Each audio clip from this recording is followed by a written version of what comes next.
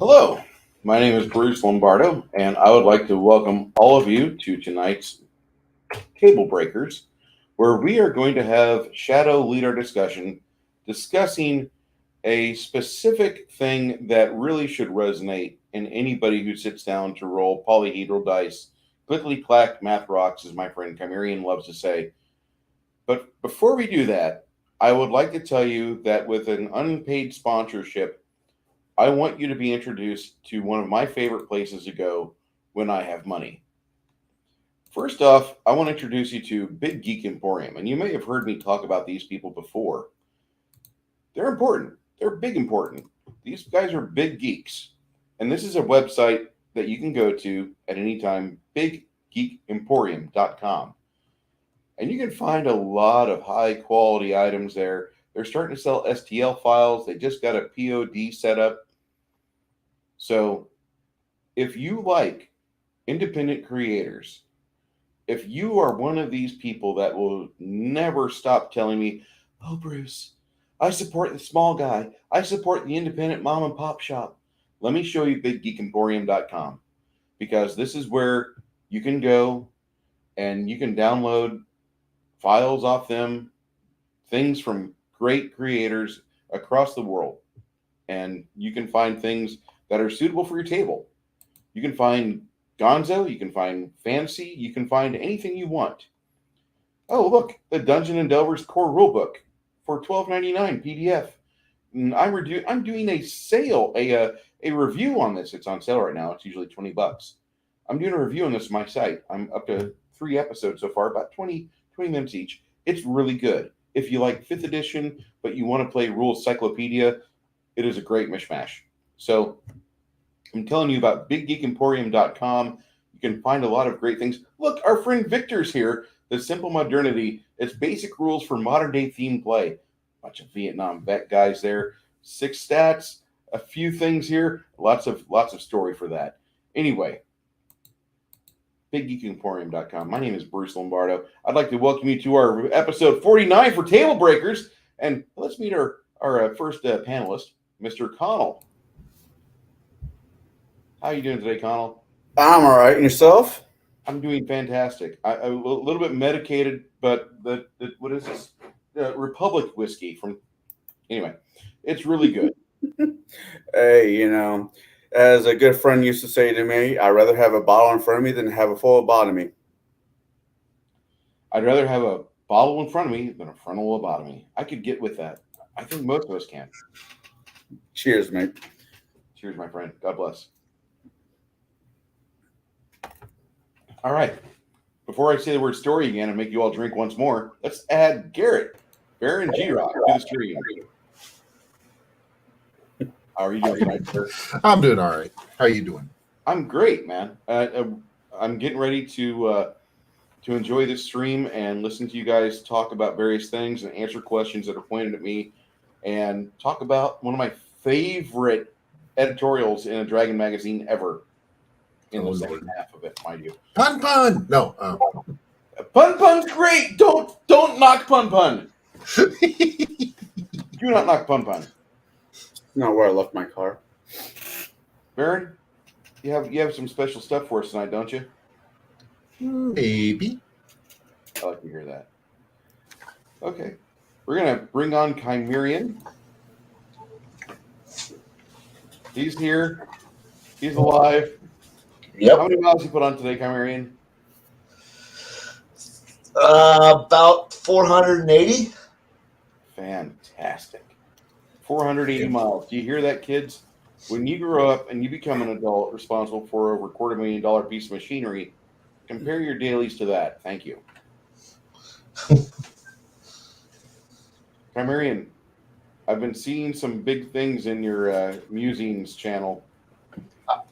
I write a lot. I'm sorry. Never apologize for what you think of, sir. Please. My last panelist before I bring on our main guest tonight, getting in the big chair.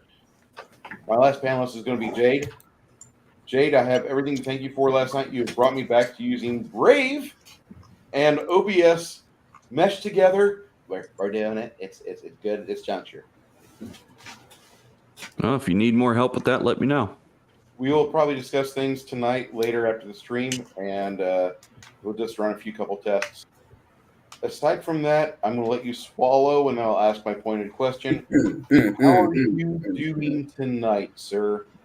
I'm doing all right. I've put in a full day work, and I'm ready to talk about, well, more low-level monsters that we can bring up to the higher levels of play. I don't know if I like. I understand what he's wanting to do, but I honestly feel like just as from my standpoint, never let the table forget monsters like kobolds and ogres and ghouls and just the regulars, the thing you cut your teeth on in the first box set you opened up. Never let them forget those. Yeah, I mean, I might even, if there's time, I might even dive into my age categories of zombies. How I introduce them at what levels and why. Now I got to ask you, with your soy-based, with your zombies, do you have your zombies get so old and they start getting brittle and the tinder bits fall off and they just become skinnies like that old movie? Yes, actually. Okay, because there was a really fun movie a few years back where this kid was a zombie and then he got reanimated back to life because of the love of some weird woman. Warm Bodies. There we go. My concept of zombies is the older the zombie is, and thus more rotted the zombie is, the more they are like the 1/3 hit die zombies than they are the fast, terrifying, I'm going to rip your face off zombies. My slow zombies that only take one action or one attack action, those are the oldest zombies you will ever run into. The freshest zombies are the most terrifying because they can run 90 feet and around as a single move and get full eight attacks in that round. 8 attacks? 8 attacks. Okay. 2-weapon fighting effectively. All right. Tonight's leader on our panel is a man who has no less than at least 3 full decades in this hobby. And when I say that, I mean that he has taken time from being a man and time from being a boy and lots of literature experiences, and he's pushed them through the majority of what was known as the game to play back when it was released in 88, second edition AD&D, which is a very well edited system. I'd like to bring out Mr. Shadow and Sun, one of our regular panelists here at Tablebreakers, and I thank you so much for being so patient, sir. No problem at all. How you guys doing today? Pretty good from what I hear.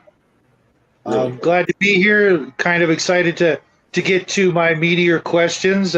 Jade ought to appreciate that. Been having a really, really good week, and it looks like it's going to be an even better weekend because, Saturday's just about around the corner, and I cannot wait to draw that holy sword and wreak some havoc and hopefully survive another game. Any of you guys in any games right now? Does GMing count? Yes, it does. But I'm really kind of enjoying this not DMing thing after, the better part of 4 decades being the forever GM. Please. Actually, I'm almost working on my 5th decade of DMing. That's frightening. I want to enjoy that feeling occasionally for longer than 3 fucking sessions. But yes.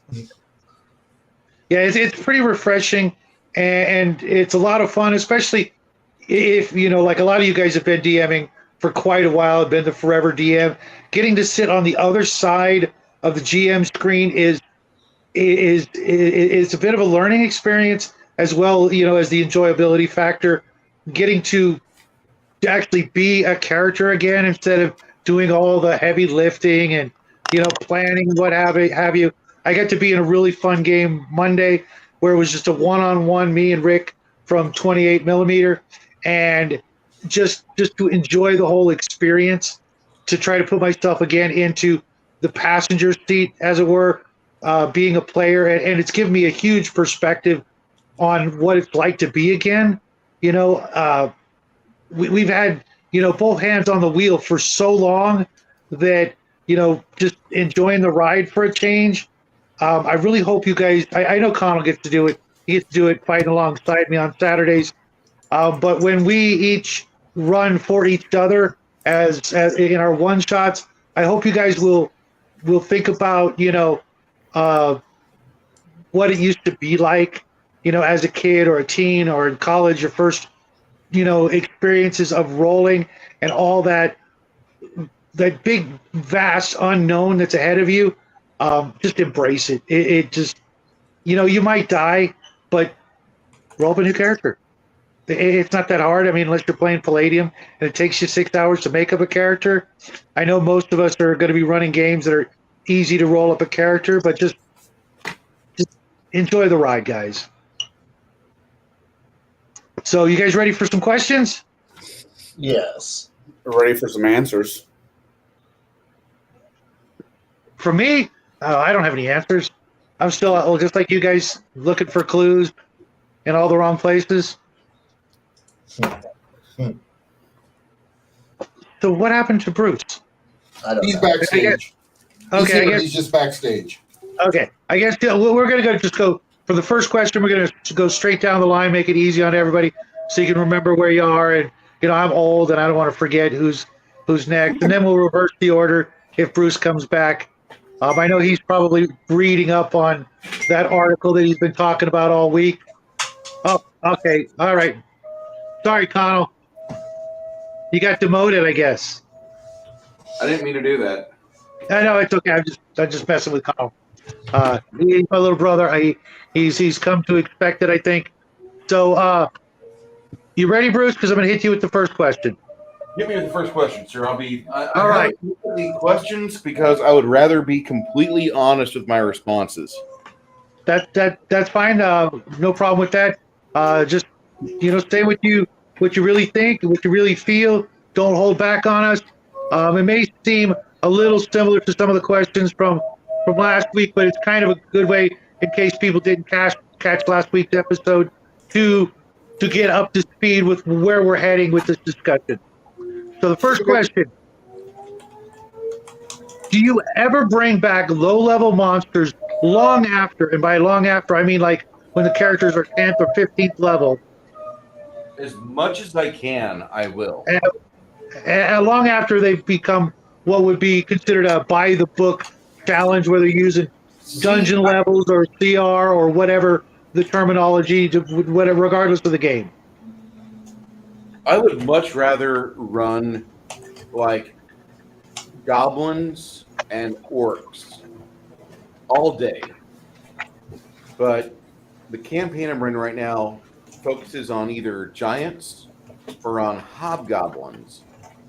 So I'm almost getting everything I want with this current campaign because I've compiled from different sources and I'm doing everything I can to mishmash a campaign together and make it to where it's challenging and fit within the landscape which I have. But I love taking monsters that have really no business being against players that are like in their name levels and giving them roles and giving them accountability and giving them the ability to be a menace to the players. And that doesn't mean that I have to bump them up in level, although I certainly can do it without very little effort because the way that the third edition engine is written, any race can have any class on it. So you don't have to worry. Like the majority of races are written up in the monster manual as warrior classes or shaman classes, which are kind of NPC classes. They're not nearly as cool as fighters or rogues or magic user wizard types. They're kind of like a tier less. But there's also the creation rules for how to create characters with these races. And they give you like the dark vision. They give you the amount of speed they have per round. They give you the basic feats or skills that they naturally have an affinity for. So for me as a dungeon master, I love bringing back the classic races and making them a thorn in the side of my players.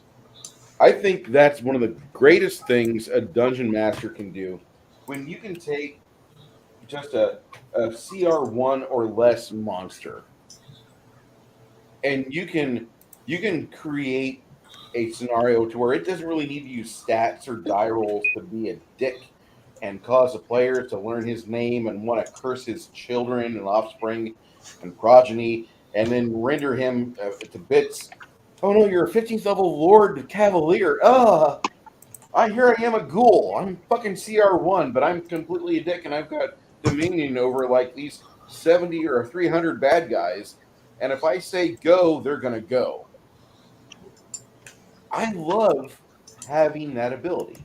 And I love giving that ability to just bland, low-level characters and be like, okay, well, the buck stops with this guy here. He's got 6 hit points.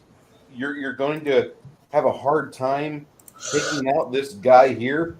He's only a regular blah, blah, blah, blah, blah, kobold, goblin, orc, whatever. I think that's great. I think that's wonderful. Now, don't get me wrong, 3x/Pathfinder, you can slap any class on any race you want. And after a little bit of mathematics, financial math, kids, you have yourself something worthwhile. And it's mainly just your ability as a DM or character builder to make something that's mathematically difficult for somebody else to surmount. That's great. But if you don't have a characterization, if you don't add any pizzazz to this stack of statistics, if you don't give any breath of life to them to where they actually impact the campaign to where they make your players gnash their teeth, then you're just masturbating with numbers. You are essentially an accountant in the month of April. Or a tax lawyer. Yeah, tax lawyer's good. Hi, El. Don't be a menace to your players while drinking juice in your dungeon. Tie and hot wire, this will be fine. This will be fine. That'll do. This will make it through. El's on the friendly side of the fence right now. Anawar says, let's say no to huffing formula. And if you guys are anywhere near the state of Wyoming and you'd like to make some money off of Californians, just offer up 2-inch by 4 foot by 8 foot pink plasti foam to Californians and see what the crafters will offer you for your travels. They will give you everything.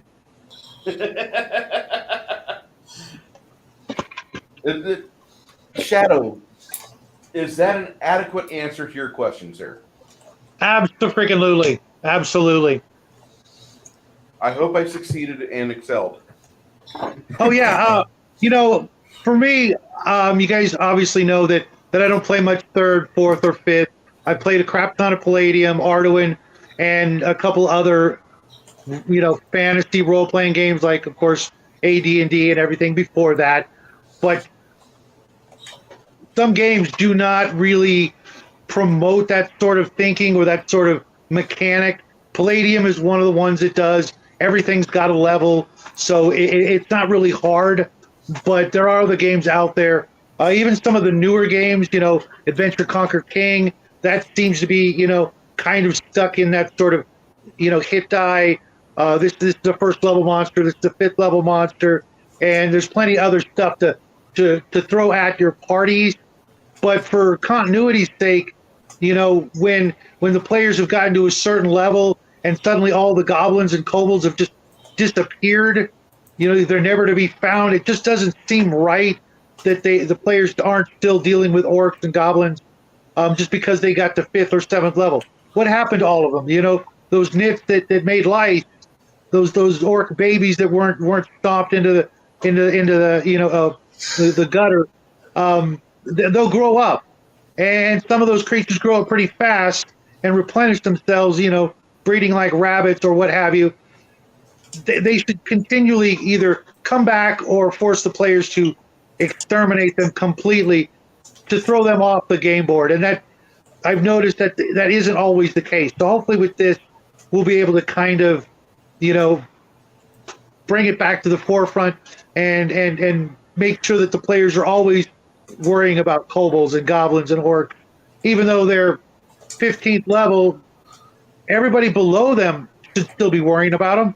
So let's, kind of find ways to make it the lords and the wizards problem as well. Now, Connell, same question. Now, last week I was being, me. And I said my monster of choice was humans, because I believe humans are not used enough in this campaign on the as the enemy side. It's more of the monsters, the big uglies. But I'm gonna go back on this. I am going to say my second favorite monster to use, other than my ex-wife, is ghouls. Fair enough. I like ghouls. Ghouls are fun. Ghouls are humanoid. They're the kissing cousins to humans. They run in packs. They're cannibalistic, and they like fiber beans with a nice Chianti. So ghouls in 5th edition start as a CR1. But if you've been playing this game as long as most of us has, as DM'd as long as some of us have, you know that you find a way to put class levels on it. Could you imagine a ghoul with ranger levels, or a ghoul with barbarian levels that just happen to have two natural attacks, one being bite and one being claw? Times that with rage, and just do your as Bruce said, mess with the math a little bit, and it can be very, very interesting. And depends on the campaign. You don't expect ghouls. A lot of people, ghouls are for the undead, the Vincent Price type RPG games, But when you're fighting dragons, all that, and all of a sudden you walk into a small town that's being taken over by a band of ghouls, no one sees that coming. And it doesn't matter if they're 1st level or 15th level. If done right, ghouls can put most players on their ass.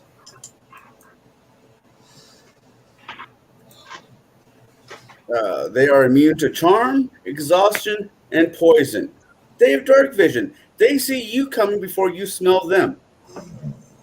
They have all the trappings to be the horror of your night and the mistreating of the players that you might need to put them back in their place. Does that answer your question? Yeah, as a matter of fact, I was thinking about ghouls the other day, a couple of months ago, let's be honest. How they're never in like the zombie type monster movies. Now, let me make sure we're on the same page here. Ghouls are like a fleshier, healthier zombie, but quicker, smarter. Oh, no. Zombies are dead. Ghouls, depends on where you get them, what mythos are you coming for, are alive. They're as live as goblins and everything else. They just feast from the old school. They were a type of undead, turnable by priests, and susceptible to holy water and all those other things. But they are fleshier. They're they're not necessarily rotting. They're almost like a really upgraded zombie, but smarter, working pack. They can communicate amongst themselves. They're just a more vibrant, healthier type of zombie. Well, as I'm reading this really quick, you are right. They are considered undead. I just don't treat mine as undead. I think that's where my hang up is. I don't treat them as undead. I treat them as a variant to humans, a cannibalistic humans. It's like the difference between, let's say, Golem and a Hobbit. He started off as a Hobbit, and things just went bad. Right. Right. He would be a very intelligent ghoul if I were to classify him like that. and Well, very, very they have in 5e, their intelligence is a 13. So I mean, the zombies you're doing are more of the hoodoo zombies, of the voodoo/hoodoo zombies. Then, where their soul has been captured by somebody, and they're basically driven to do no, what they're doing to I'm eat doing for more of flesh. right. I'm doing more of the Jim Butcher rules. Mm. I find it. I mean, there's nothing wrong with zombies. If you have zombies in the game and you know how to run them correctly, awesome. I just like to turn things on their ear from time to time, and I love the old gumbo eating flesh sucking version that Jim Butcher came up with his ghouls, and I've used oh, that. they're all flesh eating. That according to some mythologies, that's how they're very very close to the Wendigo in how they become what they are. The Yes. uh, the movie, what was that movie where there's all those hill folk that got trapped in the caves, and over generations they Oh, became. Descent. Thank you. Yes, I look at them like that in many respects. They might have been human at one time, but they're not anymore. Right, right. So, does that answer your question? Yes, yes. Nicely done. Baron, you're up next. What Well, do you see, got for us? well, see, the thing is that I'm going to fall back on the 3-5 type lore. Also, you can buff them, but if you look at other games, if you look at something like what is it, like Rogue Trader, for instance, you have Okay. you're able to take those lonely little acolytes and maybe give them some points and some things to where now they are almost equals to the players. Or my favorite thing to do is to throw in one or two glass cannons, especially if the players aren't smart enough to take out those glass cannons. They may still have the same hit points as, let's say, like an acolyte, but they can throw spells or whatever. They are very, very powerful in doing that, but their health is not there because they were rapidly trained or whatever. So, I mean, I could, that's a way I kind of like to do, even, when it comes to like the fantasy even type. I'll throw a couple of glass cannons in there that are spell slingers, or maybe even if you are throwing, we've got the little undead thing going here tonight. So what's the best thing you can do to have backing up the undead? A necromancer, because what can he do? He can heal his undead. There's nothing like them taking those 1/3 hit die, hitting them, and then all of a sudden they stand right back up because they get re-raised because they have not been sanctified. Therefore, they can rise again. And at that point, you can actually wind up surrounding the party with them if you're playing it correctly. Now, if they're being hit by, like, let's say, a paladin with a holy weapon, something like that, they're more than likely going to stay down, just for the simple act of how they were destroyed. But for the most part, doing a glass, in that position, the glass cannons are the actual ghouls or zombies, and they're actually able to maybe get some damage in. But the thing is they come back, and they keep coming back, and they keep coming back, and that's the thing, is that is a party's worst nightmare, because you can literally drain their resources, and that's what you should be doing as a GM. You should be draining as many resources as you can to make them start thinking of other ways of how to actually go through and actually do things. That's one thing I actually like to do is get those resources drained, because then they have to actually think. The brute force and the power is out of it, and then they have to think about how they're going to do that. Quick question. We were talking, your monster last week was rat, giant rat. Yes, squeakers. Do you use them as more of just a nuisance as the players get in those upper levels, or do you still just throw them at them as like a wandering monster from time to time, or do you just maybe beef them up more, or something else? It all depends. Those rats might wind up, being scouts for the big bat. They don't know that. Okay. They might be there to distract them. They might be there to, it depends on what I need them to do is what I do with them, essentially. For me, they are kind of my utilitarian type thing, because if, they are pure utility. They kind of are what they need to be when they need to be there. So if they need to be a nuisance, cool. If they're scouts, they work as scouts. If they need to be,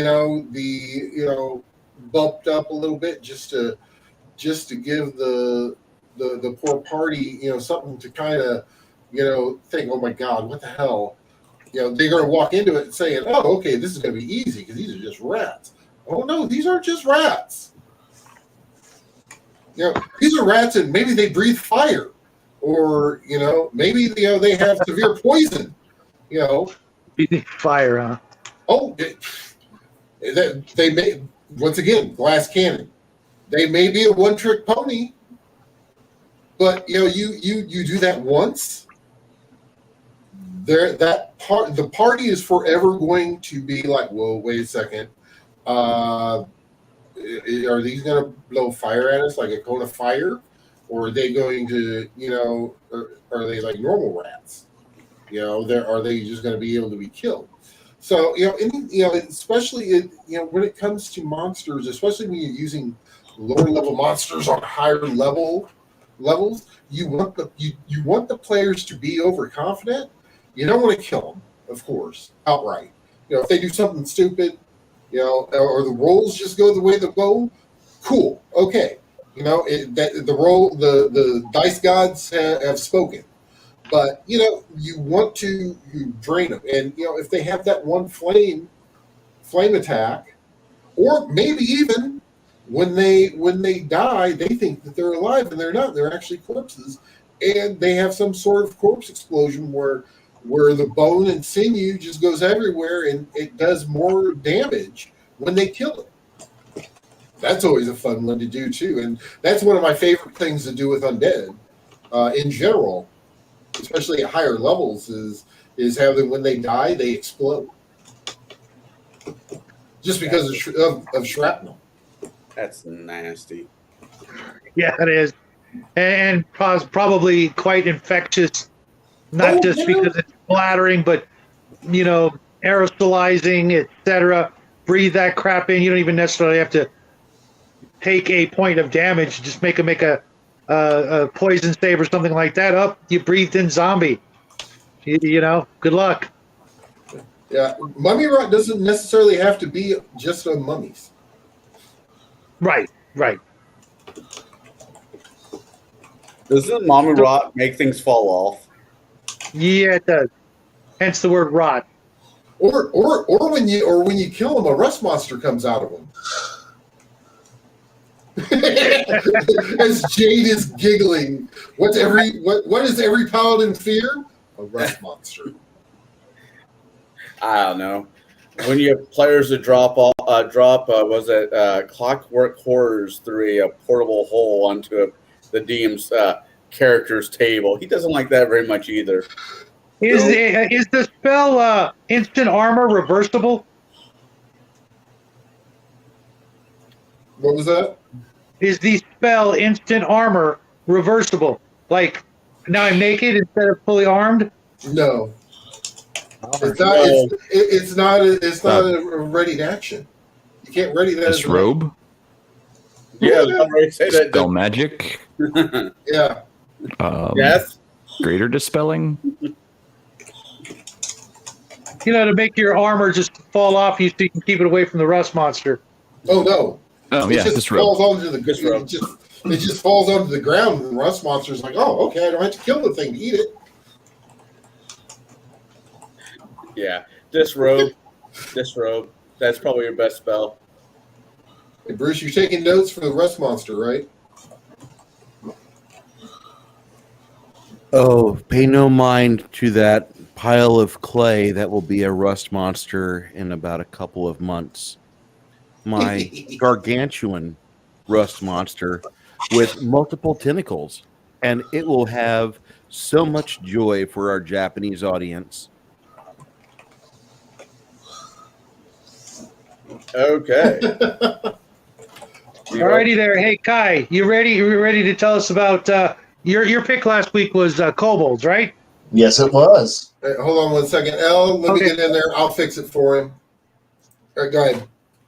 Fix what? Evidently, when I set everything up for Bruce, I must have hit the child safety. Oh, Well, Which with this group, it may have been a good idea. which would be appropriate. Yeah. I don't think my son's watching. I think he's in the shower. So you got no worries.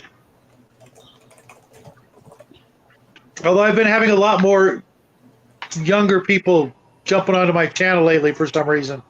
Oh, So- no. Yeah, I have one subscriber who's literally like a 10-year-old kid and his mom.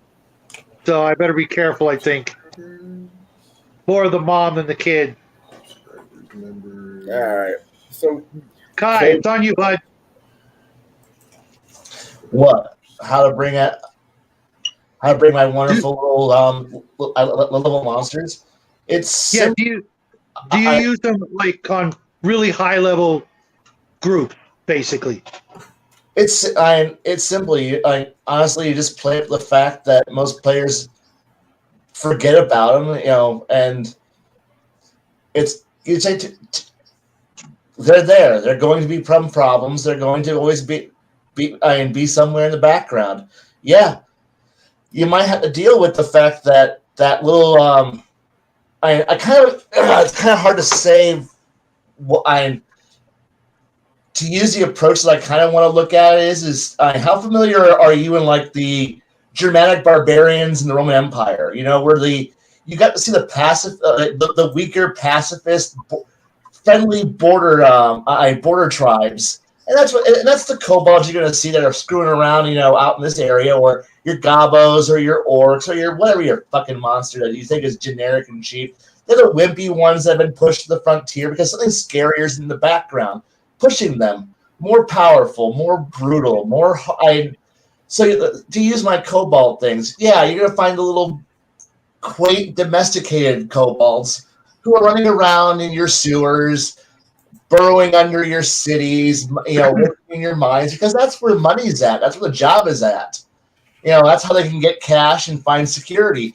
But as you move out into the into the wilderness, or as something pushes them into you, you might your adventures are like, I'm having fun going off, making me high level power, money somewhere else, following your story, your narrative. But you never know when that large kobold commune is going to show up. All of them with their alien, with the alien to you poor, humans, to you poor civilized folk who don't realize what you're up against, and suddenly they're still level one, one half, kobolds running around, but they're operating a bit different than you. They don't think like you, and they're a much larger group than you. And since most people don't bother to learn, what's driving them, their motivations, their cultures, or anything else, because they're just simple. Well, why do I bother? They're CR one half creatures. The ranger didn't take it. He had to take orcs or humanoids. He didn't give a shit about these things. And you get to play with them. And yeah, the threat becomes quite large. And since I like, using in more ancient days, Birthright, more newer days, Kingmaker, and yeah, suddenly a 500-man Cobalt army, still CR one half, 1/3, is still going to ruin your day. I don't have to give them levels. I don't have to give them weird modifiers. All I got to do is say they knew how to craft some weapons. They knew how to craft armor. They knew how to cooperate and form a group and operate as a group. And as long as the tribe wins, it's okay. They're not as into like if I run I'm more as a group, as a cohesive mass, rather than a group of individuals like you might see with an orc warlord or a goblin warlord or some human warlord who goes, well, I don't care, I'm more important. If you have this almost as long as we win, it's okay, and players don't know how to handle that. And that's how I would use them. Gotcha. I'm guessing you're saving some of this for the latter half of the show because of Bruce's topic that he wants to revisit with the Tucker's Kobolds. Is that what it was called? Does anybody remember? I believe that's what it was. Yes, that's what he wants to cover. All right, you bunch of alcoholics. Remember what? It's time to remember what Bruce said. I don't remember shit. Hey, that's how I make level monsters threats, by treating them as an actual organization rather than simple disposable assets. No, it makes sense. For a second, I thought you were going to say making them alcoholics. I'm like, that's awesome. No. I'm sure there's a bit of that. They are kobolds, but you'll probably appreciate the next question a little more so. Jade, same question. So what was the original question? So I have it fresh in my mind. Yeah, it's only been 42 minutes. I remember nothing. But I already know the answer. I think you do too. But do you ever bring back low-level monsters long after they are a by-the-book challenge, and why? Oh, yes. Just setting them up, right, folks? So, I spoke about zombies last week, but one of my absolute favorite monsters to bring back, because players just forget how to deal with them, are swarms. Oh man, the fun I've had with swarms and the tactics I can use there. My favorite swarm that I use is a tick swarm. Why? Because bubonic plague is a bitch. Yes, the players can all make the saves. Some of them might even be immune, especially if they're paladins. But if they do not perform any cleansing rituals or cleansing magics upon themselves, they are still plague carriers.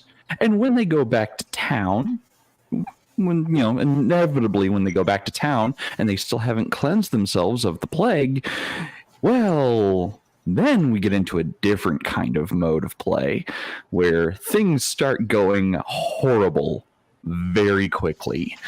In about a 1 to 2 week town, people aren't shouting their names in joy anymore. Their names become synonymous with death, destruction, and curse.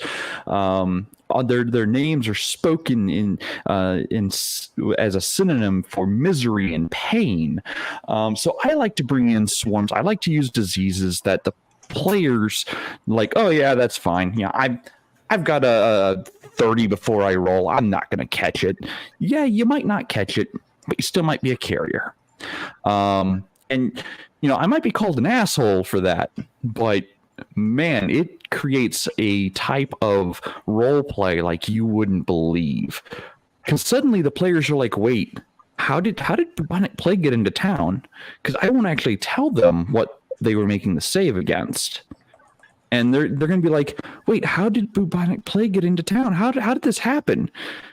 And then they start cycling back through their log of events, and someone goes, hey, what kind of diseases do ticks carry? And they start doing the research like, oh no, we brought it to town. I'm like, yes, you did.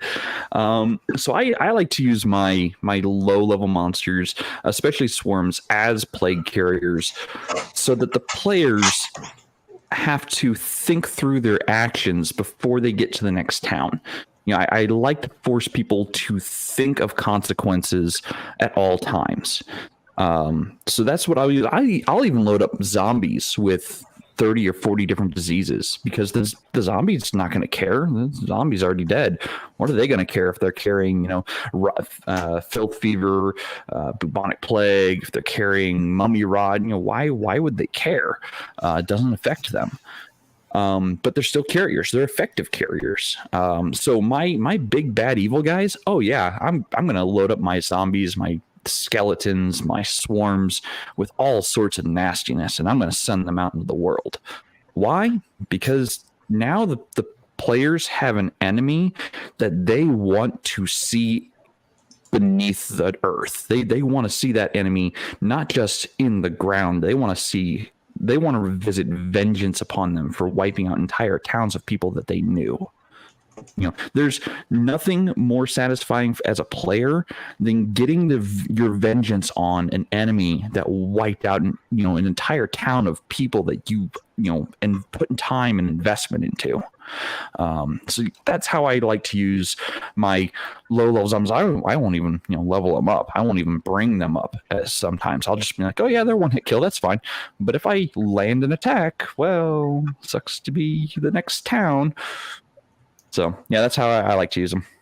So the moral of the story, if you're in his campaign, you see a storm coming, you cast Fireball, even if that means on yourself. I should know. I was there for that nonsense. For you, Connell, a swarm of crabs. Hey. Because I know where you've been. Fucking nasty. That's nasty. The problem with that is you got to shave one side and burn the other. When the little buggers come screaming across, you got to stab them with a fork. What's kind of funny is whenever you have your appendectomy, or if you ever have a hernia, inguinal hernia surgery, you wake up afterwards in the waiting room, and it's like they ran out of insurance money because only like one side of you is perfectly shaved. And then like the other side is like just growing like wildfire. You're like, was there a garbage fire on my twig and berries? What's going on here? You're welcome, everyone. Well, just for that, Dade, I'm going to let you go first with the next question. Mostly because I want to get to Kai as fast as possible. Because this question, I think, is just right up his alley, and I want Bruce to go last because I already know what to expect Saturday, or maybe 2 weeks from Saturday. Dade, do you ever use your low-level monsters, like the ones we've been talking about, as rank-and-file troops for your high-level characters or monsters? And if you do, how do you make them extra effective? So I've kind of already stated that. So yes, I do. I will use zombies. I'll use skeletons even. My Dread Necromancer is going to take spells that allow him to, or feats and abilities that allow him to imbue his undead with spells. I think it's there's like a summoning spell or augmented summoning or something. So my skeletons are going to have Corpse Explosion. If you ever played Diablo, I think it was Diablo 2, you'll know what Corpse Explosion is. Basically, it's anytime the skeleton takes damage, it explodes. No save on the explosion. The skeleton gets a save when you put the spell on them, but there is no save when the skeleton explodes. It explodes in like 3d6 damage. So I will send wave after wave after wave of these skeletons that have like this Corpse Explosion spell on them, because why the hell not? I don't even have to, you don't even have to attack the skeleton. I'll attack the skeleton and do 1 point of damage to one of them, and they'll just chain react. I don't, good luck. So I do use skeletons as my rank and file. Sometimes I'll use tieflings as rank and file soldiers. I've used zombies. I've used What else have I used for rank and file? Oh, I've used imps and quasits and all sorts of demon kind, especially the low levels. And of course, swarms. Some of my favorite low level things that the party might even be 10, 20 levels above some of these things, and I'll send literally thousands of units at them. Good, you can only waylay your through so many of them before you get tired, before you start getting exhausted. So yeah, I love sending one hit kill monsters at them, because okay, let's break down the action economy. You get one move or a full round attack, and you can make up to 8 attacks in most cases. If you have cleave, well, okay, and greater cleave, okay, that's cool. You can probably cleave through a lot of them at once. But what is the limit? How many can you actually kill on a single turn? Well, I'm going to send 10 to 15 more than you can kill in a single turn at you at a time. I'm going to keep sending numbers at you. If if my big bad evil guy is trying to achieve his goal, he's going to slow down the party as much as possible, and he doesn't care about the one hit die troops. He just doesn't. So yeah, I use them a lot. How to feeling? Quick question, guys. Some just occurred to me because I do this. When a shadow kills you and turns you into a shadow, what exactly in your mind happens? Is that your soul becoming a ghost, or is it your body becoming a shadow? Yes.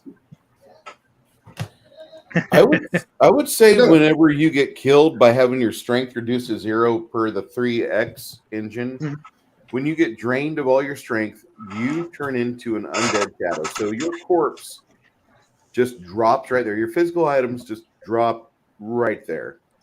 Your soul goes to wherever you're supposed to go.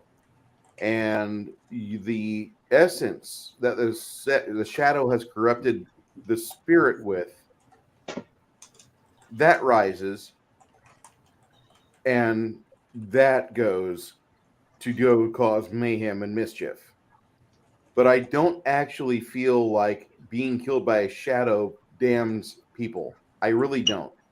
Even specters, I feel pretty much the same way. But somebody who does that, I just think the evil replicates itself. It launches its seed of mind-numbing terror and evil into the corpus of the person, and the tether between the soul and the body gets severed at 0 strength or 0 con, whatever you might feel it might be. Person goes to whatever place they go to, and you have this husk that falls to the ground, withered, wrinkled, and got an absolute look of shock on their face, like the movie The Ring. The good one, the one from Japan, not ours.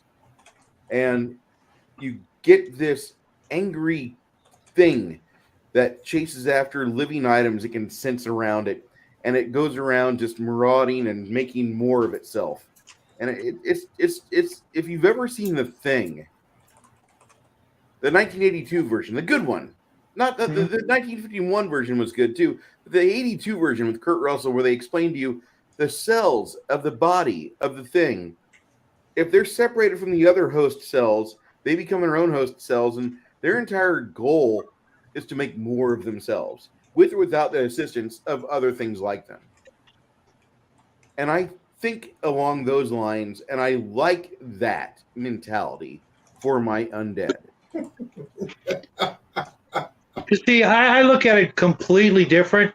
I look at it like your soul is in fact corrupted, and your spirit becomes the shadow that then goes out and tries to do the same thing, but leaves your corpse behind so that the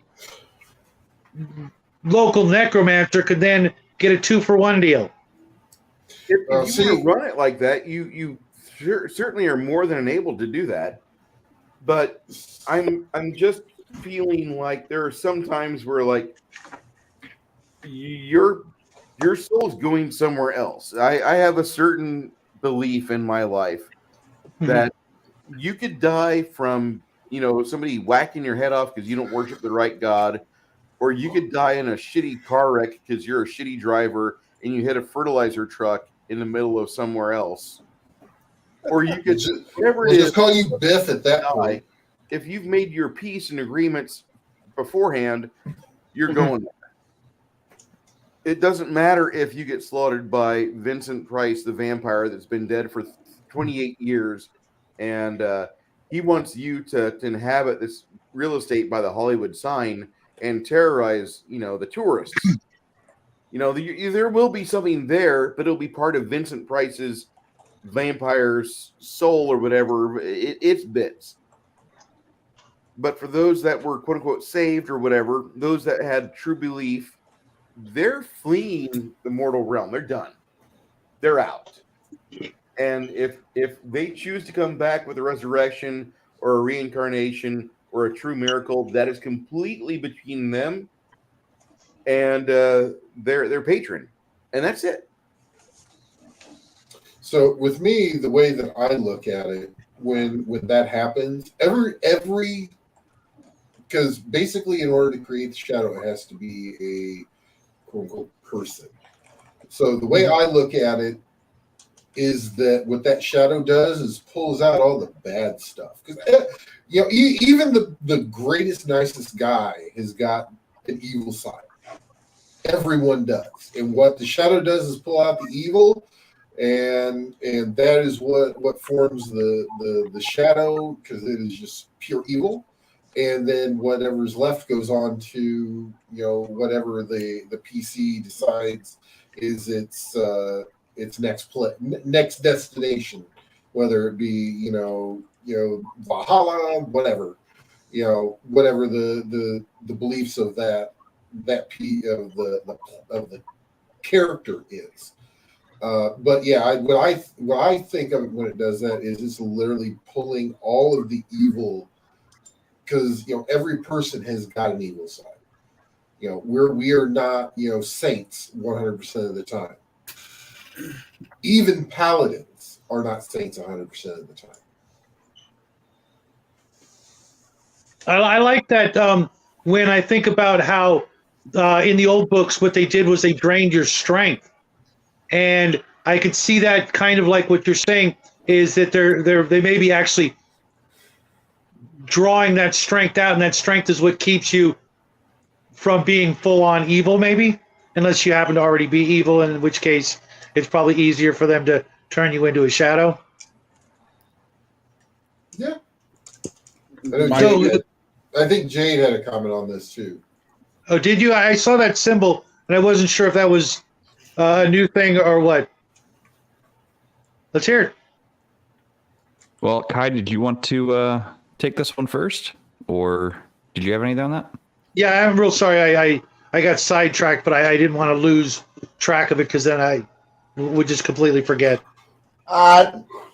Yes and no.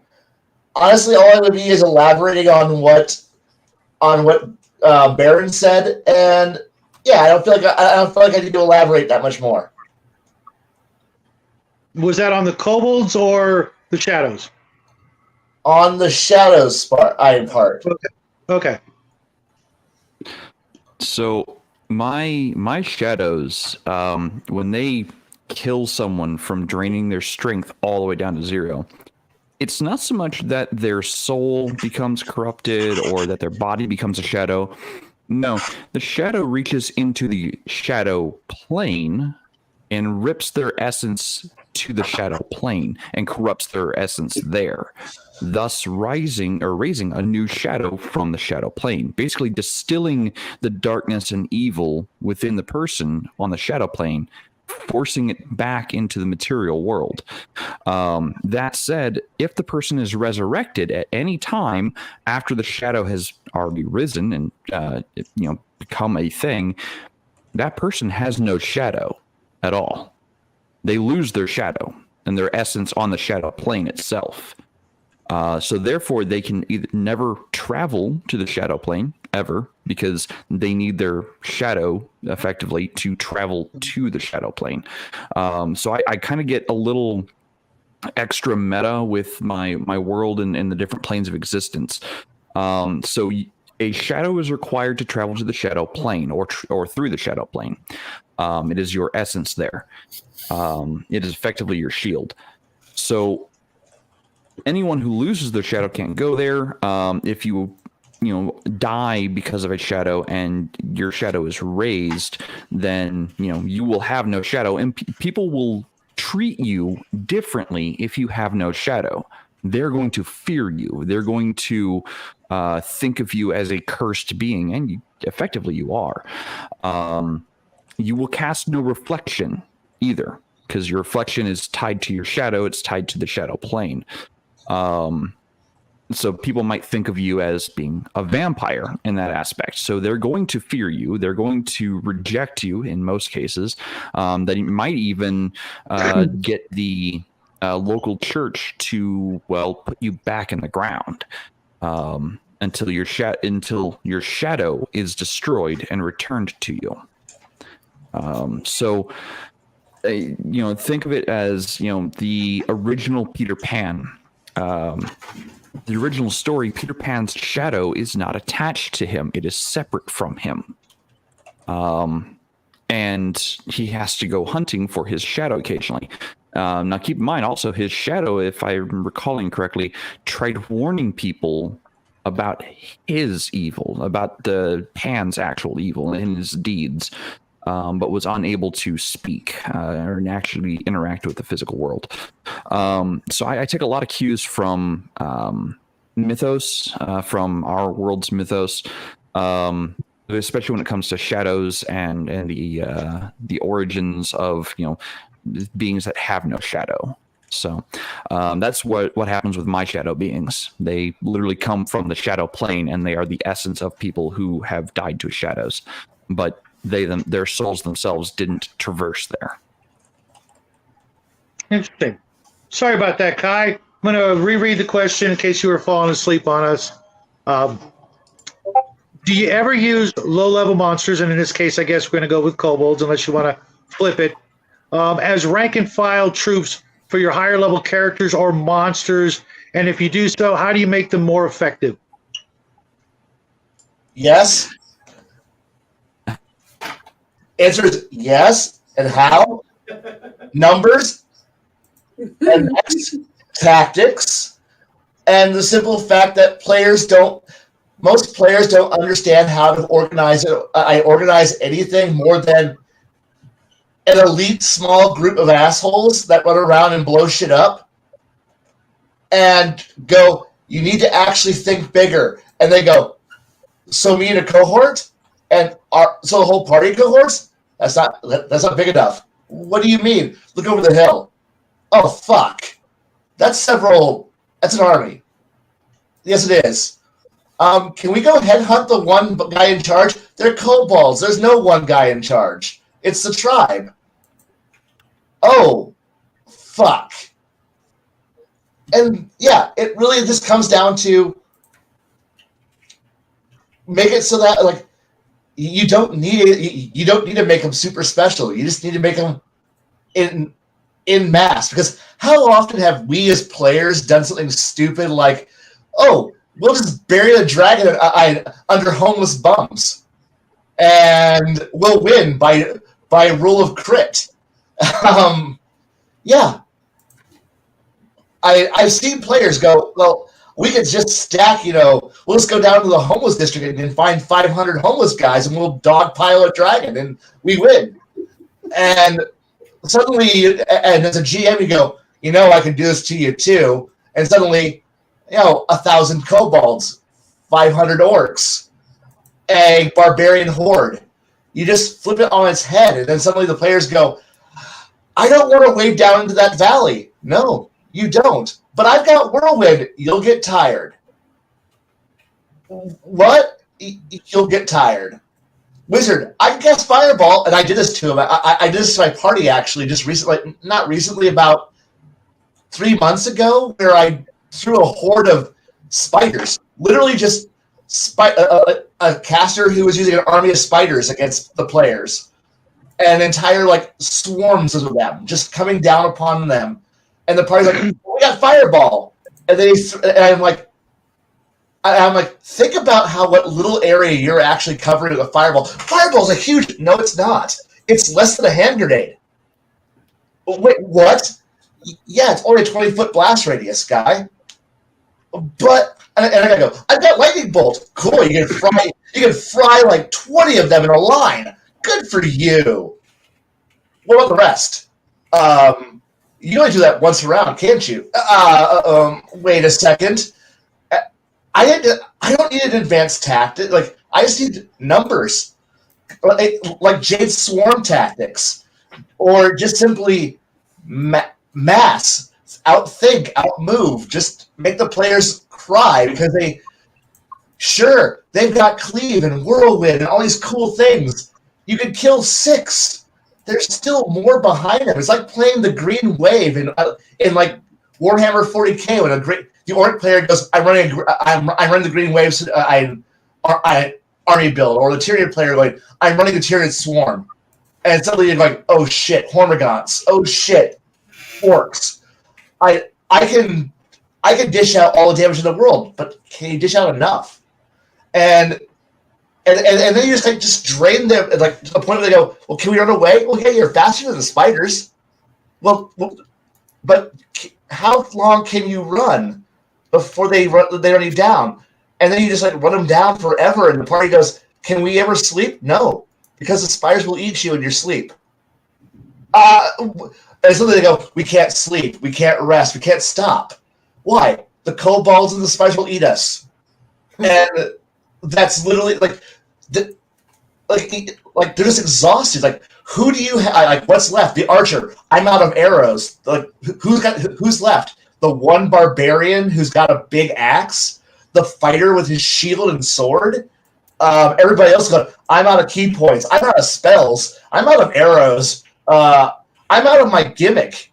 The point that the rogue. I'm out of poison. You just gotta wear them down, and yeah. Soon you're just going to add more corpses to the pile and more loot for future treasures, future adventurers. Why? Because they underestimated the swarm. Remind me, Kai, the next time, or if I'm ever in one of your campaigns, and God has a miserable sense of humor and tells me I should play a wizard, I am keeping one spell on hand after a certain level at all time. What spell's that? Rope trick. Where you open up an interdimensional space where you climb up into it. How you got to come out of that that spot eventually, right? Yeah, but you can get up to 12 hours of sleep in there with new spells the next day. I know. It's not a perfect ending, but you're only prolonging the fact that you're going to be a skeletalized corpse on the ground. You know that, right? Yes, but damn it, you can't outrun death, but you sure as hell make the son of a bitch work for it. Right. I prefer you to die tired, okay? You could just be smart and stand still and die. Just make me work for it a bit. I appreciate that. What do you want to add? I'm going to interject on that one. The spell I would keep on standby in those instances is Word of Recall. Yes. Word of Recall. Get out of hell free. Well, he definitely did get out of hell free. He kicked himself out of the chat. Mm-hmm. Sorry, Excellent Shadow. demonstration. Excellent demonstration. I don't know what happened to Jade. There he is. Did you just cast recall? I don't know what happened there. That was all you. I think I accidentally hit my internet cable on my PC. Yikes. That was movie magic, buddy. That was movie magic. Hey, but anyway, that's my answer for yes. I will. I do use lovable wild as just soaking damage if I have to.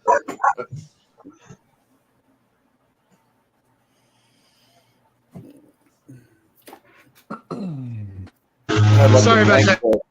I'd like to thank the 19 people that are here today in chat, that are here watching us, and our Chad stream about how to use classic monsters, I think this is going to be one for the record books for me, and I thank you all for being here. Absolutely, absolutely. Baron, you're up next. What was the question again? Do you ever use your low level monsters, and I'm guessing in this case giant rats, as rank and file for your bigger monsters? I can't even begin to imagine an army of giant rats holding up banners and pushing catapults and ballista for as an army of maybe lycanthropes or something like that. Tell us about it. Oh, what was that? What's that game? The game with the mice. I'm trying to tip my tongue, and I can't. What system? It's its own system. It's like the mice with the sword, like swords and stuff like that. Oh, it's kind of the red wood. Red Wall. What? Red Wall. Red Wall. Yeah. But no, rank and file, yeah. I like to use them. I also do like I like Knowles as rank and file, really. Just because, it's really good. And especially female Knowles. Because They're bitchy. all I have to say, I'm going to say one word, and that's all I'm going to leave. And that's it. Is pseudo penis. And I'm just going to leave that right there. That's one reason why I love to use them. Yeah. Sometimes I also like to use some lizard folk too. It depends on where they're at. Damn, you read my mind, man. Because lizard folk have another amazing thing called a cloaca. I'll let you think about that for a second. Cloaca. Yeah, I can make an army.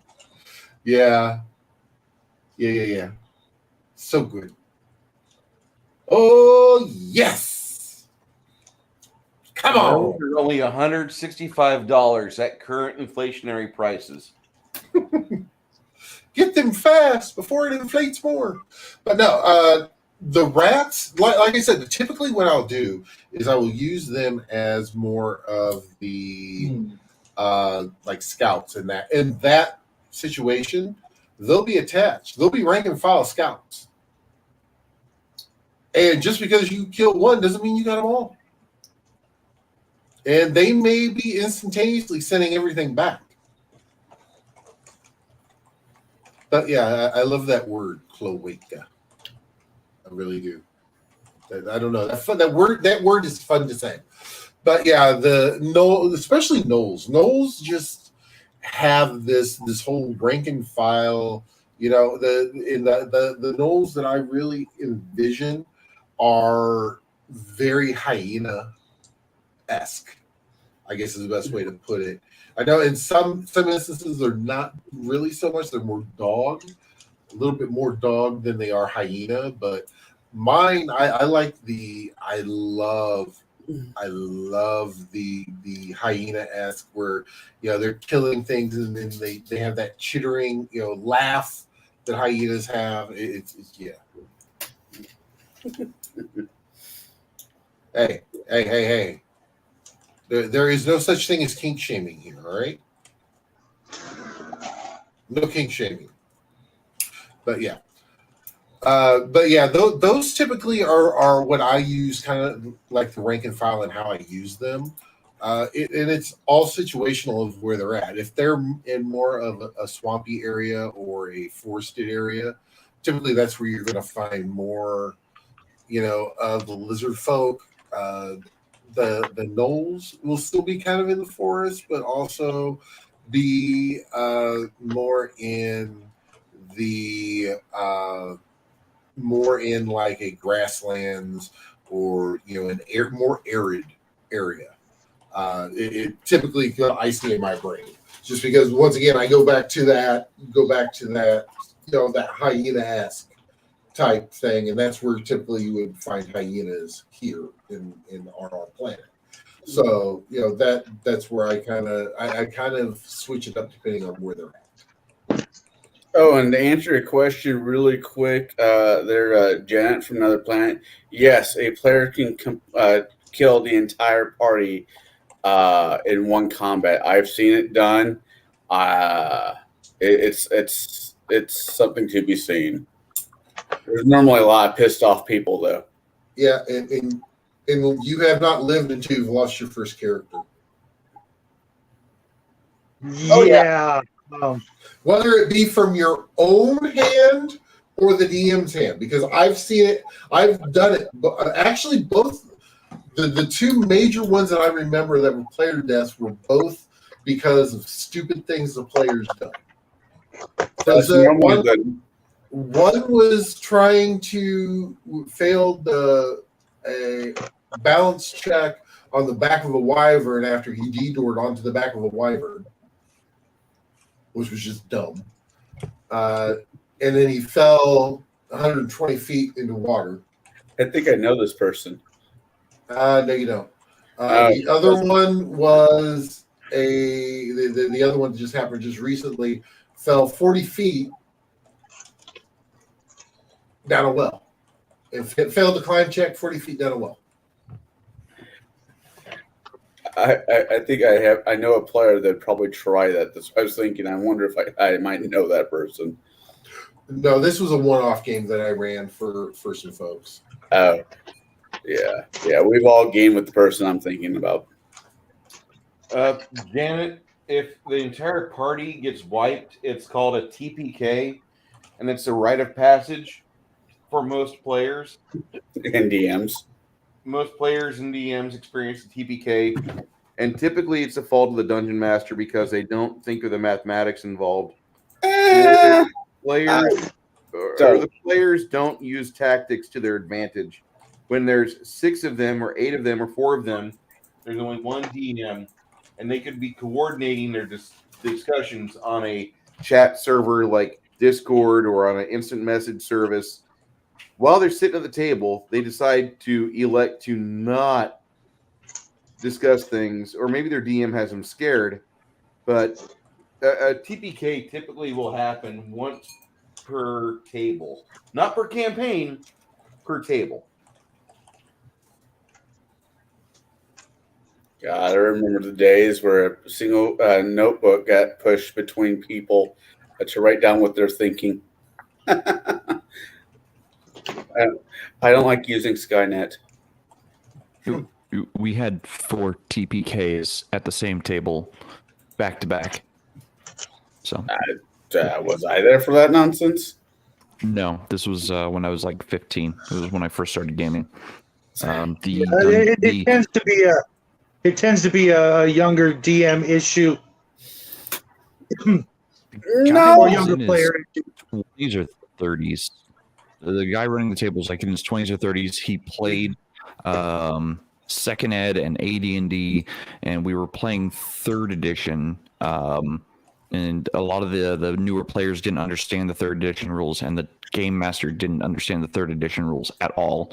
And we were like level 50. He started us off at like level 10 or 11. He wanted higher levels of play, and he didn't understand the fact that 3.0 and up really depended on players having a specific magic, like access to magic items and certain equipment to overcome monster resistances. He didn't understand that there was, some equipment that was needed for 3.0. So we just kept running and dying constantly because we had no equipment.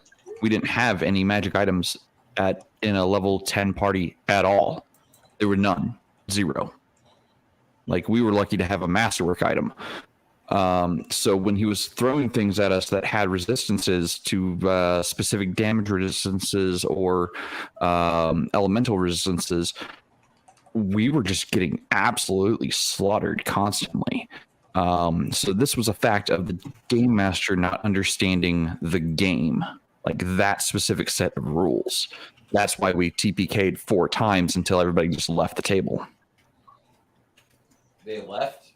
They didn't give him another chance. Yeah, nope. Yeah, no, we didn't give him a 5th. Everybody left. Okay.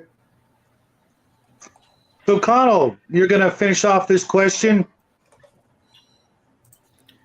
Rank and file. Rank and file. Rank and file. What do I use for rank and file? I don't like using ghouls for rank and fire. I think ghouls should be used more as a guerrilla tactic creature. But they could be part of a larger army. They're scouts if they're anything. Mhm. That's just my opinion. You know, Or skirmishers. Right. File. You know, I hate to say it, but you know, if this is still medium level, you're just trying to push a point at them. Goblins, not kobolds. I don't think kobolds would be that stupid. Goblins and creatures that are roughly one fourth CR make good rank and file because they, you know, as has been said, you can just keep shoving them down, and eventually the players will run out of steam. They'll run out of spells, ammunition, ammo, whatever. But rank and file is not really the type of game that I play. I don't mind being in them, but it's not really been one of my. We're going to have a major war, and I'm going to have armies of whatever, you know, coming at the party. But I don't mind doing rank and file under pretense of guerrilla tactics, as I said. I can use ghouls. I can use things that are meant to be hunters, which ghouls are. And I think a small squad of maybe 10 to 15 of them, maybe 10 to 15 of them will put most players to the task because they're hardy to kill.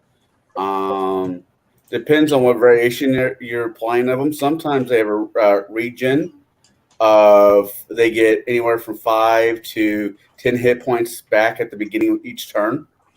And it just becomes a real snog to get through them. And then after the party is done, you know, dealing with that, they're thinking to themselves like, "Oh shit, was that all of them, or is there another group? Is that Alpha? Was that Bravo? Was that which of the groups was that?" Because I've never been a big fan of the Revolutionary War, stand in line and get shot for your king type concept. I think it's nonsense. So I like to use guerrilla tactics when I'm doing that type of gaming. I know that's not the answer you want, but that's the best I got. No. If that's what you got, that's what you got. With me, I was thinking while you guys were chatting. First, Baron, lizardmen are one of my favorite rank and file. Mostly because you can have that lizard king leading them, and then you have absolutely no restrictions when you want to throw in giant snakes, giant lizards. Oh, and wait, dinosaurs. I'm a huge fan of this old world called Arduin, where there were both desert and more or less swamp star eggs, which were lizardmen, and they were a playable character race. And so I could throw them in the deserts, and you have just big, giant, stompy lizards decked out with catapults or ballistas and hundreds of soldiers waiting to dismount to attack in either your desert situation, like Al-Qadim would be great. An army of lizardmen just comes out of nowhere, or out of the swamps comes this giant army of lizardmen with all kinds of ingenious Aztecian-looking weapons, especially if you start throwing in that obsidian to tip your ballistas or your other weapons. If you've ever been cut by obsidian, you know what I'm talking about. It's not fun. And then with shadows are, in my opinion, possibly one of the most devastating armies you could ever face, because at any moment they can just sink into the ground and you have nothing to fight. Where did they go? Oh, they just went straight into the town. Now they're behind you. And everywhere they go, every casualty they make adds to the army, like zombies and all these other, monsters that recruit you into their rank and file. But if you have a huge high-level necromancer who can command all the shadows to do his bidding, there's still very little you could do to defend against it without massive amounts of daylight and good old-fashioned holy artifacts and characters and weaponry and spells of that sort. So that would be my two choices for rank and file. And I think we're ready to get on to the last question of the evening before we hand it back over to Bruce so he can educate us all on Tucker's Kobolds. The last question, and I'm going to start with you, Connell, actually, because you're at the top. Funny how this worked out. Do you ever use your low-level monsters as a boss monster, as the big kahuna of whatever whatever campaign or idea you're working with, where you've been using the same kind of monsters, but now it's the beefed up, super high-powered, juiced up, steroid-filled version, the king of the heap, the el numero uno of your lower-level minions, and now the players have to fight what? Well, the big bad, if I'm doing a big bad, and it's from a home game, not a module, and I'm not going to go with the human approach, I will I'll have to stick with ghouls. I will still use ghouls. Because you can have a ghoul, and if you put some class levels on it, bump it up, shine, the old adage, you can't polish a turd. Well, that goes with these lower CR creatures. You can polish them up, it being templates on them or whatever. And as I said earlier, putting class levels on a ghoul is mean, just absolutely mean. Then go do some research on your favorite personality, what you think would fit for it. It'd be, because it's a cannibal, maybe a Hannibal Lecter type feel, where he's a gentleman and he's evil and he's a gentleman. And he's trying to push it, but he wants just a more civilized world. And you humans know nothing about civilized. Or it'd be like Jim Butcher, where it's a Creole ghoul down in Louisiana that sends his kin up to come mess up your day. Now, it really depends on what kind of flair you want for it and what kind of personality. We have talked about this to some, but when it comes to the big bad, there's three things you gotta look at. What is it? What race is he? What is his intentions? And what's his personality? And that can drive. I mean, when it actually comes to the combat spells like that, that's just numbers. That's all that is, really, just numbers that you can add and subtract as needed. But they have to have a reason to hate the person. They have to have a reason to want to put the son of a bitch down. And there's so many good examples of horrible people throughout media and history that you could just find one of them and go with it. And that's how I use it. That's how I use my big bads. I mean, the cheap ones are dragons, of course, because, everybody wants to fight a dragon, but I think it's cheap. But you pick a monster, a low CR, and you rise them up through the ranks as you do with your character, right? You not put them on the same level, but you rise them up throughout their own means. Now they have just as much on the board as the PCs do. And I think that makes for a better story. I think that makes for a better ending. And normally people walk away happy with the ending because they put that evil son of a bitch into the ground. That's how I do it. Does that work? That works just fine. I just realized that we skipped Bruce, but I'll let you get a double dip on the way down the row. Bruce, I don't know what happened. My screen flipped when I had to go. Yeah. When I had to take care of something when my camera was off. But Baron, do you ever turn one of your giant rats into the rat god? Rat Oh, king. a rat king. Or as I like to call him at times, the filth king. King Squeaker. Because he's in a pile of filth and he has a nice little crown that's been, attached to his head by some unknown person, and he's got an amazing backstory that no one will ever know because only I will know. And he has a flame attack. His scratches imbue disease. His bites, are nothing but full of toxins because of the filth and the green ooze that has been there. And then sometimes I have him in a red gi, and he's got weapons, and he attacks people. It just depends on how I'm feeling that day. Does he have cohorts that are like turtles? No. But they're not like the gecko from the commercials. They're way more badass. They can't save And a you lot from less people. Australian. So what? And a lot less Australian. Australian. The geckos. Didn't you have an Australian gecko? True. But yeah, no. Typically, I tend to.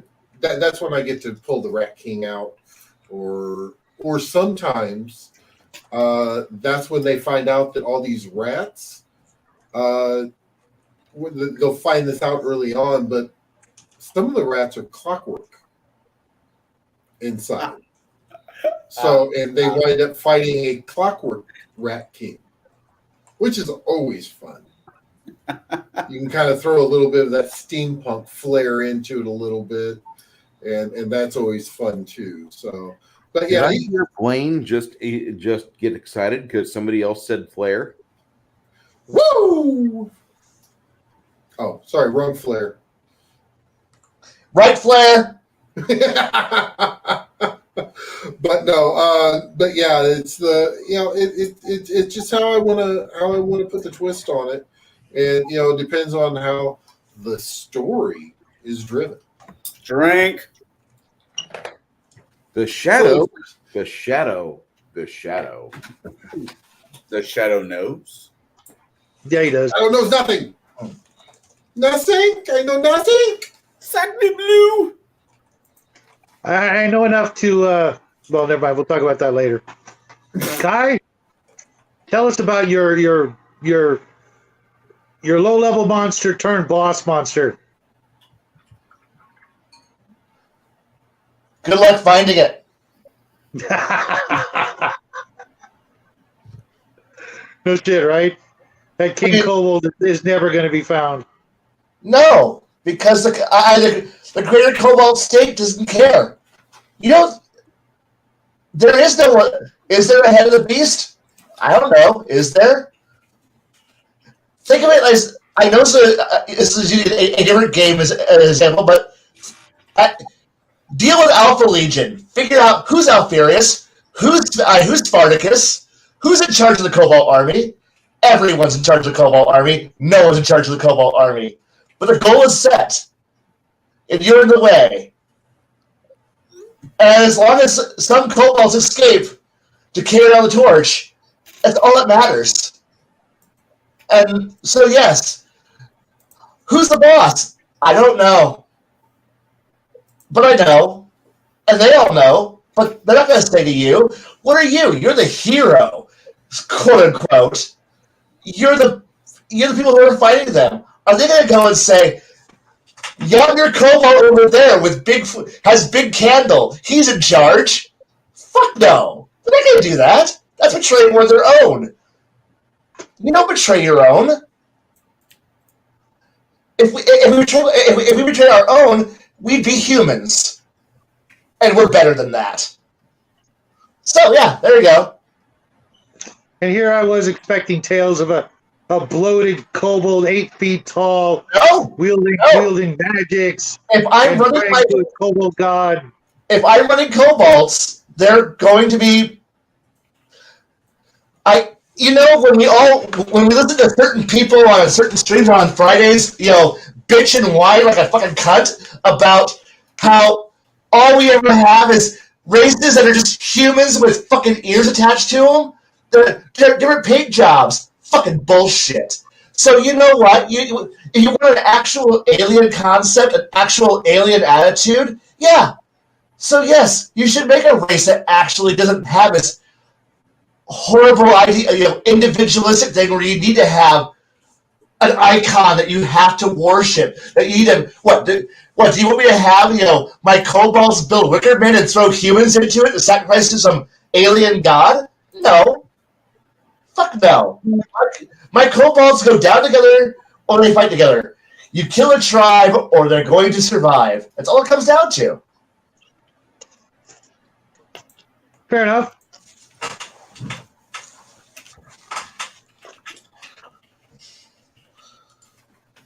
Okay.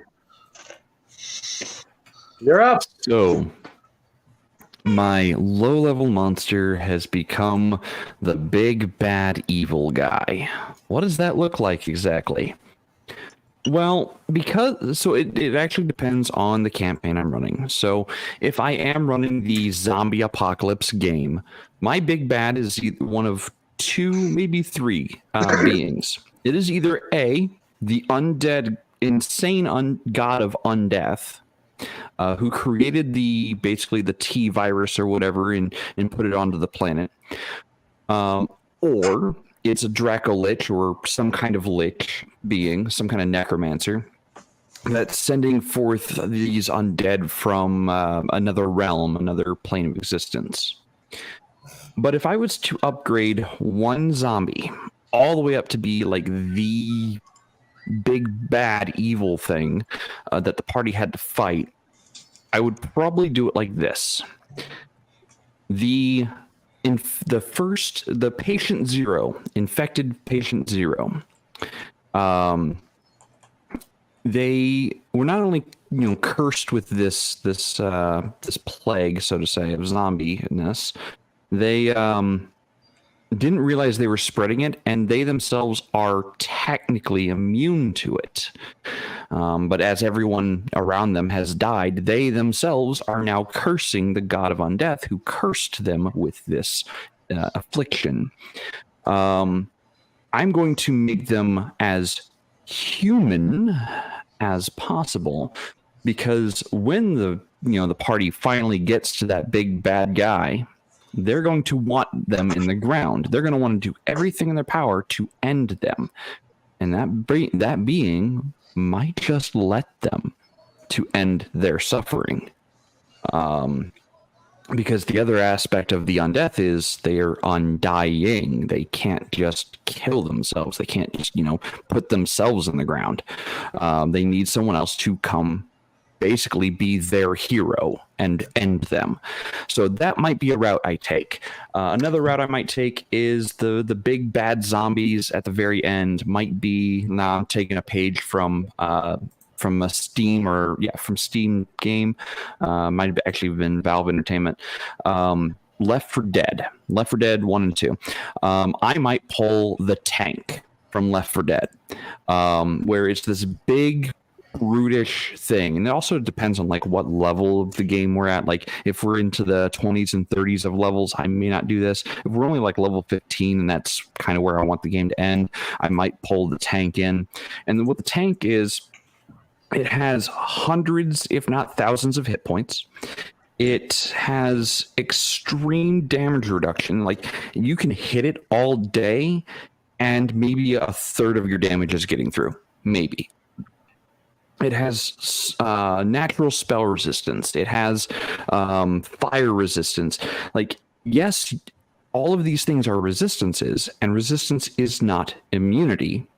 But you're going to be wailing on this thing for several rounds, and you just have to basically outlast it while still having to fight one-hit zombie horde rushing in on you.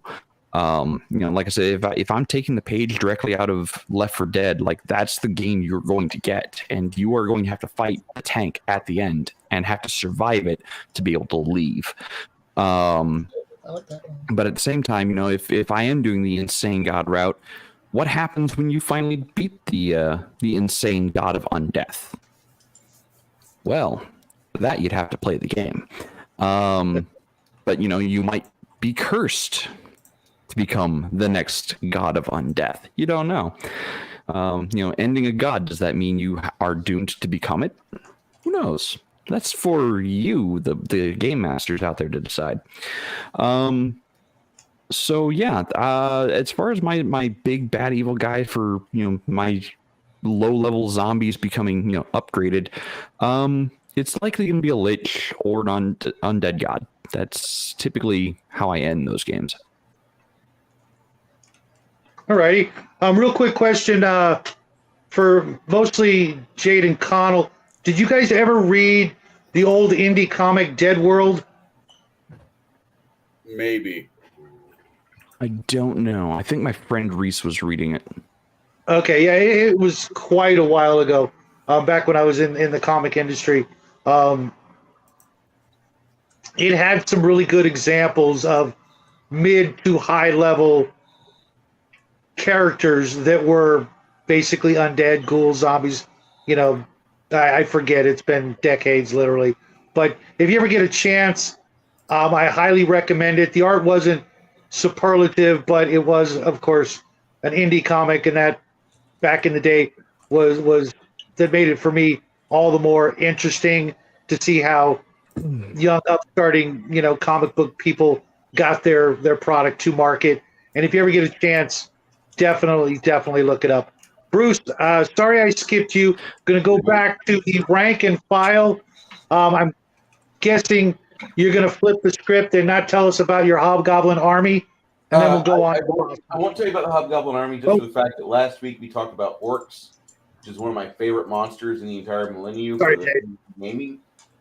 And Fitzjosa was asking, well, what do you do for orcs to make them a threat for higher level characters? Well, first off, in games after 3.5 of the world's most popular role-playing game, 3 and 3.5 and Pathfinder and on beyond of that, orcs are not a big threat. They're not. However, in other games like OSC or Swords and Wizardry or Hackmaster 4th Edition, 5th Edition, you do have orcs that are a threat, and they will collapse everything you've got going on. And if they've done breaking your stuff, they'll look to break you. So the way to make them a threat to high-level players is to maybe throw a few orcs at him every other level, every other round, and then throw the other orcs on his stuff, like a barn, the places where you go tie your horse up. Maybe you go and endanger his ability to live as he's doing. You don't have to worry about beating an ultra-high AC. You just have to cause him panic and make them panic. Like, you have to cause that to him and make him realize, I'm going to lose my stuff. So in that aspect, orcs are great because orcs can do things like that without even rolling a die. If you want to roll a die, it's going to be a Pathfinder charisma, not charisma, but a Pathfinder lay on hands or grapple check, one of those two. You want to roll high for those. Just saying. I recommend that people that are into this sort of thing, there's a few movies that are on the internet that do show this tactic really well, where they do a lot of mobbing, and I think that would be something great for you to watch. If you can't mob, if you're doing other things like that, you can always set rooms on fire. You can always use your alchemist fire. You can always use a magic item called a ever smoking bottle, and you can choke a person out of a room. You can do all sorts of things to just cause grief to a player character, to where you don't have to make an attack rolls. You can just cause the environment to get very hostile to their lungs. You can cause it to get very hot within wherever they're at. Use an endless water, or endless decanter of water, which is one of the most basic and one of the weirdest magic items in the game. It was really big in first and second edition.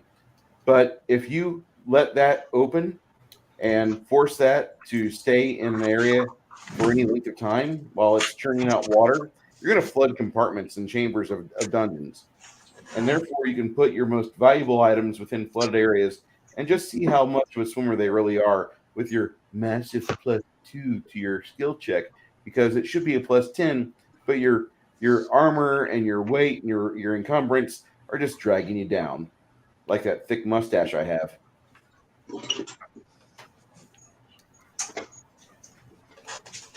Does that answer your question, Shadow? Yeah, it does. And now I'm going to jump you right into the boss monster. How would you turn one of your low level monsters into a boss monster? Take your pick on which one. If it's a hobgoblin or an orc or something like that. We can go straight to the second edition AD&D TSR printed Monstrous Manual, where they tell you if there's a tribe over 50, their boss is a character with this many hit dice, with this much of it to hit, with this type of armory and weapons. If it's over 300 characters that are in the orc tribe that you're encountering, his hit dice are this many. He's outfitted with this, and you can do that. You don't have to. That's just basic pneumastics right there. You don't need basic tax math. But what you can do is give a boss monster a fun environment to fuck with, and you can say this orc is a trained thief, and let him loose in a trap-filled environment to where he's triggering traps on players, and he sneaks up and he finds a pressure plate. He's like, "Hey guys, look out!" And everybody save versus paralyzation, poison, or death, or everybody make a reflex save. And you do things like that, and have him be more flight of foot than like be of an individual to where he's being rather stoic and I'm going to fight you honorably. No, he wouldn't do that. Orcs never fight fair. Never, ever, ever, ever, ever, ever, ever, ever do they fight fair. They will have you wade through all 300 of their tribe members before you get to fight them. So you can do various things, but to make them a boss monster, you don't need to give them super high numbers and like Shadow's character Brighton, you don't need to give him like a Brighton like armor class, although that does help. But it's better if you let him have. It does allow you to help if he's got the ability to just kind of shrug things off, keep running through, trigger another trap, flip the players off, moon them, or do a Manu weasel dance and taunt the players into making a saving throw versus will or something to where they mindlessly charge after this miserable fucking character that's just making them lose hit points and just destroy their resources. I gotta stop. I can't chase him. I gotta heal up. Hey, cleric, give me a burst channel positive over here at this intersection. You know, they're trying to plot their foe's demise, and he's just chopping off 40 to 100 hit points of damage every round because he's able to do that. And that's not really you just rolling die. That's just you saying, I rolled a die. It came up to where you lost 37 hit points unless you made your saving throw. You take 18 hit points if you make it, and none because of evasion if you have it. I like those sort of things. And you don't have to do that. If you want to just do a boss monster, you could do a variant on something. One of my favorite boss monsters is to have the player characters go into a farmhouse of redneck ogres where they're debauched and they're in witness to miserable acts of depravity of varying levels, depending on what your tastes are. It will, no matter what, make you disgusted to see an ogre using a yellow mold as a sex item and then fling various heavy implements at your friends and family as they stick you with things and then capture you, grab you, drag you down farmhouse hallways, and then slap you chest to chest against your magic user friend where you guys are used as clubs for the ogre's choosing. And at the end of that module, there's an evil ogre magi that decides that he's just going to, come out of invisibility, give you all a cone of cold, and wither you away with just that freezing temperature. Oh, you saved versus this reflex there, Mr. Rogue? That's great. Have my empowered magic missile swarm. Enjoy.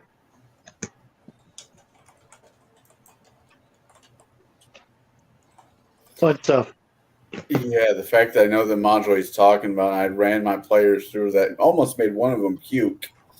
Dude, Yeah, you're it not trying hard enough. I made 3 people vomit the first night that I ran the fucking Slumbering Czar saga in 2017. I think that's on my channel where Greg, Paul, and no, Greg vomited twice. Little Greg vomited twice. Paul vomited, and it was because they found the hag. That's all I'm gonna say. Oh. The boy ain't right, folks. I'm telling you. You want to make your players disheartened with pursuit. If your character causes your players to give up pursuit, and they're like, I am not going to pursue this map down the hallway and rescue those children.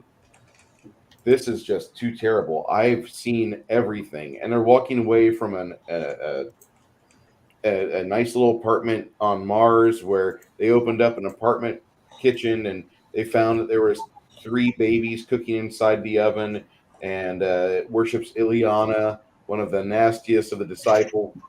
And the players are like smelling what you're describing to them, and you're making sure you put in that special recipe. Like when you open this door, it smells like a 14-day-old burrito with aged queso, mildewed chorizo, maybe the smell of a dead Santa Claus on Labor Day, still packed within his Thanksgiving night uniform as he was entertaining kids on his lap. What are you doing? Well, deciding not to eat after that comment. I've done my job here. Ooh, where did I put the jerky? Nice to hear the word alien come out of your mouth. I'm not going to lie. And I think you know why. My favorite disciple out of all of them. I hate to say it. I'm old school, and Algaroth works for me, but that's because I've got a really incredible model of Algaroth I recently picked up. I'll have to show you real soon. But that wraps up our questions for tonight. We're looking at less time than I hoped for Bruce to tell us about Tucker's kobolds. Why don't you tell us where we can find them and as much about them as you care to share. All right. Hold on just a moment. Let me walk things around here. Okay. Thank you, OBS, for being a switch on the fly. All right. Now, I'm going to give you guys this reading of Tucker's Kobolds. This is from Dragon Magazine, number 127, page 3. This month's editorial is about Tucker's Kobolds. We get letters on occasion asking for advice on creating high-level AD&D game adventures, and Tucker's Kobold seems to fit the bill. Many high-level characters have little to do because they're just not challenged.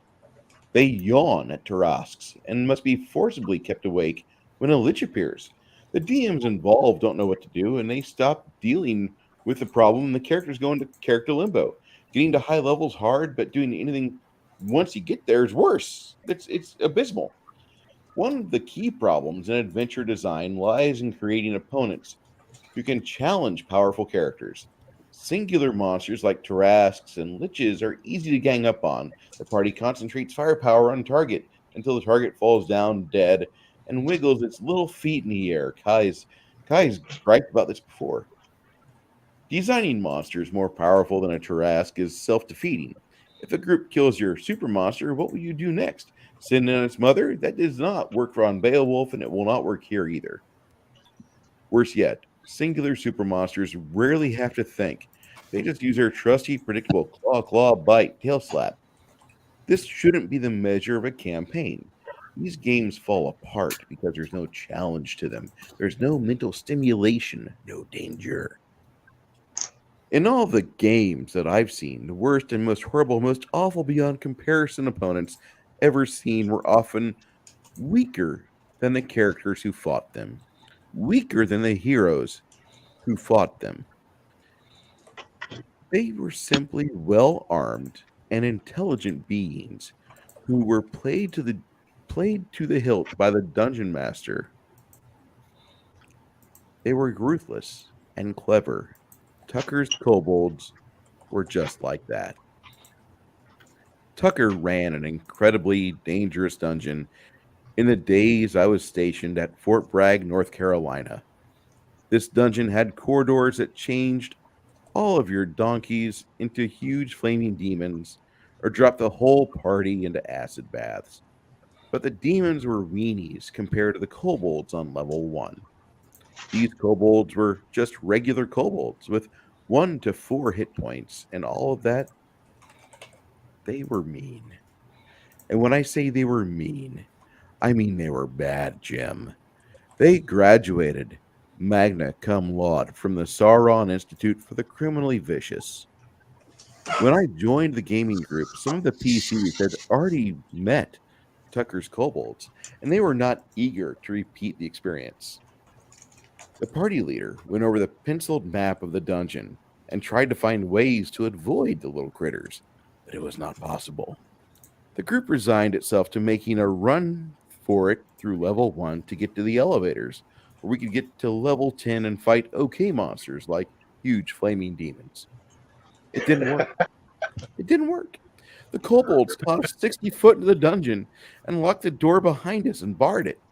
Then they set the corridor on fire. It smelled kind of like oil, but we didn't mind. We were trying to move fast. We were still in the corridor of fire. No! Screamed the party leader. It's them! Run! This encouraged. Our party scrambled down a side passage only to be ambushed by more kobolds, firing with light crossbows through murder holes in the wall ceilings. Kobolds with metal armor and shields flung Molotov cocktails at us from the other sides of huge piles of flaming debris, and which other kobolds pushed ahead of the formation using long metal poles like broomsticks. And there was a couple kobolds using a glass-shaped sphere with a black jelly inside, and it would shatter when it hit your friend plate mail Joe. Make no mistake about it, these kobolds were bad. We turned to our group leader for advice as we were withering away. Ah! He cried, hands clasped over his face to shut out the tactical situation. We abandoned most of our carried items and donkeys and sped our flight to the elevators, but were cut off by kobold snipers who could split, move, and fire, ducking back behind stones, corners, after launching steel-tipped bolts and arrows, javelins, hand axes, and more flaming oil bottles. They love the flaming oil bottles. We ran into an unexplored section of level 1. Am I still okay? I'm still here. Good deal. Somebody booped in. Yeah, that was Shadow. It Okay. should be the big screen, not my ugly mug. Well, actually, Bruce, why don't you, since you're reading this, put yourself on the big Okay. screen. Oh, there we go. So we had abandoned everything. We get into this unexplored section of level 1, taking damage the whole time. It was then we discovered that these kobolds had honeycombed the first level with small tunnels to speed up their movements. Kobold commandos were everywhere. All of our hirelings had died. Most of our henchmen were pushing daisies too, and we were next. I recall we had a 12th level magic user with us. A 12th level magic user. And we asked him to throw a spell or something. Blast him! We yelled as we ran. Fireball him! Get those little sons of bitches! What, in a narrow corridor? He yells back. Should I burn up all of us instead of them? Our panicked flight suddenly took us to a dead-end corridor where a giant air shaft dropped straight down into unspeakable darkness. Maybe far past level 10. Here we hastily pounded spikes in the floors and walls and flung ropes into the ledge, and climbed straight down to that unspeakable darkness because anything we met down there was sure to be better than these foul kobolds. And we escaped. We met some huge flaming demons on level 10, managed to kill one after about an hour of combat and the lives of half the group. We felt great at it, but the group leader couldn't be cheered up. We still have to go up the way we came in. He says that gloomily, and he's prepared to divide up treasure. Listen, Tucker's kobolds were the worst things we could imagine. They ate all of our donkeys, took all of our treasure, and did everything they could to make us miserable. They had style and tenacity, brains, courage.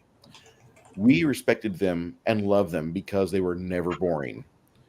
So, if kobolds could do this to a group of player characters from 6th to 12th level, picture what a few orcs and some low level non player characters could do to a 12th to 16th level group, or gang of mid level NPCs and monsters to a group of 20th level heroes. Then give this a try.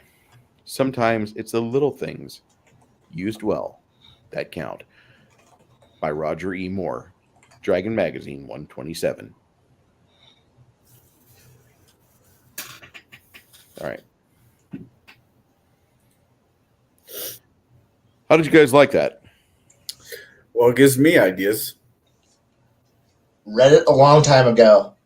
Yes, it was the inspiration for the wonderful box set, not quite as effective as I wanted it to be, Dragon Mountain. Mm-hmm. It's another good adventure. It is.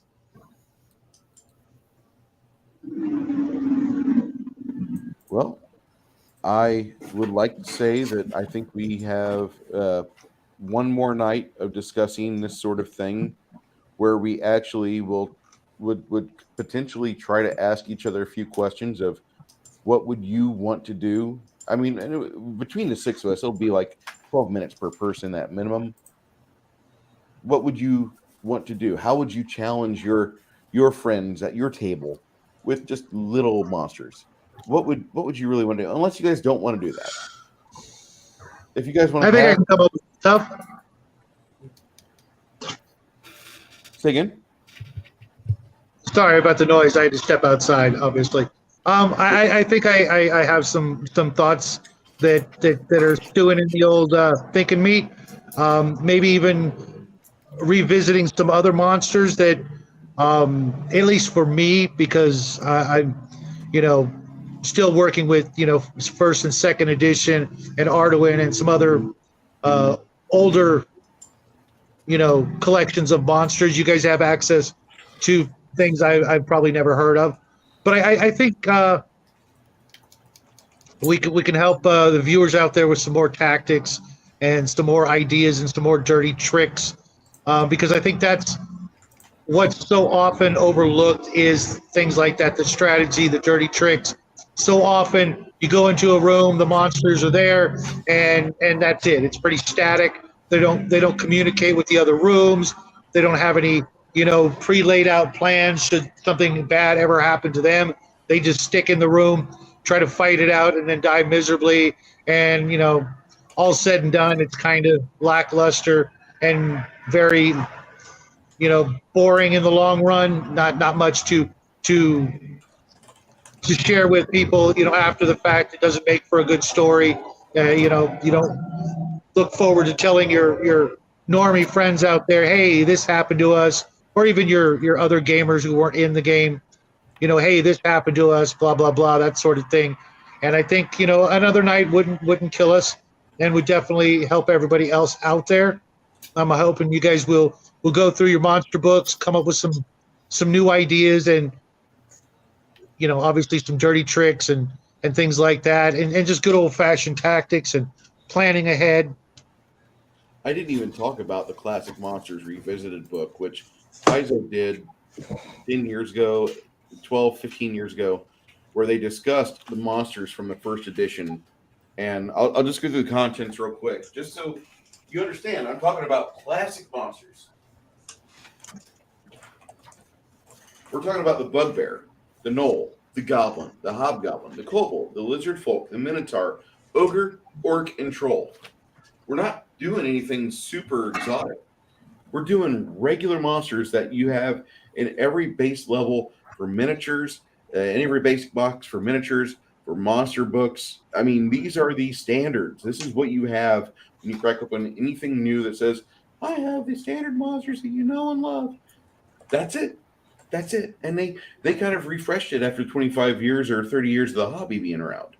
Blaine would be like, I don't know if I really want to do this. Okay, maybe you don't, and I understand that. But at the same time, I know for a fact that you're the type of individual that you can spend a 5 minutes of a character, slap it to a race, and now all of a sudden we have a supervillain where your little kobold is going, I need 2 billion gold pieces. Yeah, His leg. and his leg. Why? Because I want it.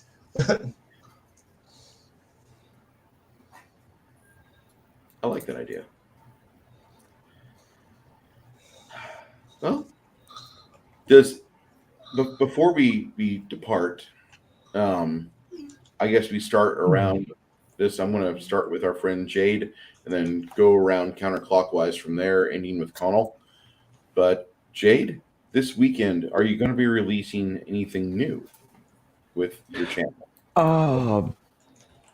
I might try. I can't guarantee anything. I get very busy. October became a really, really busy month for me.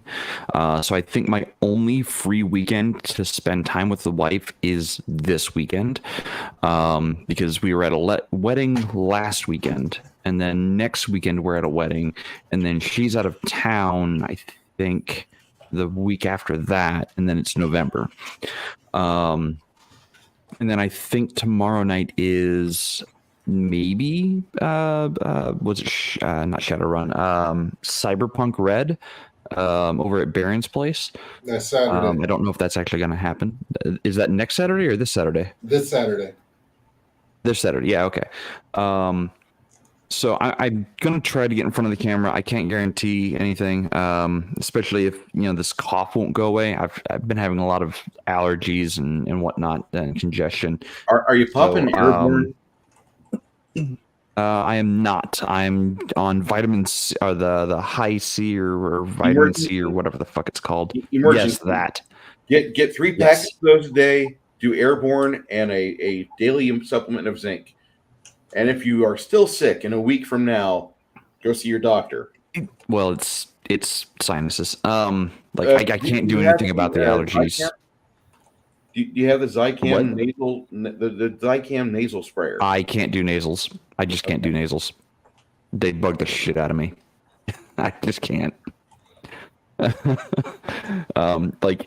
soon as it's in there, I feel like I have to get it out. It feels awful. It feels absolutely awful. I hate anything up my nose. Well, we know what drug he doesn't if I do. can't, right? If I can't get this to calm down, so I can actually, speak for more than 20 minutes at a time without losing a lung, then I'll try to get in front of the camera. But chances are, if I can't do that, I might start releasing. What video set was that? The Doom Vault, a one-shot index card RPG fantasy setting or Alfheim setting that my group went through.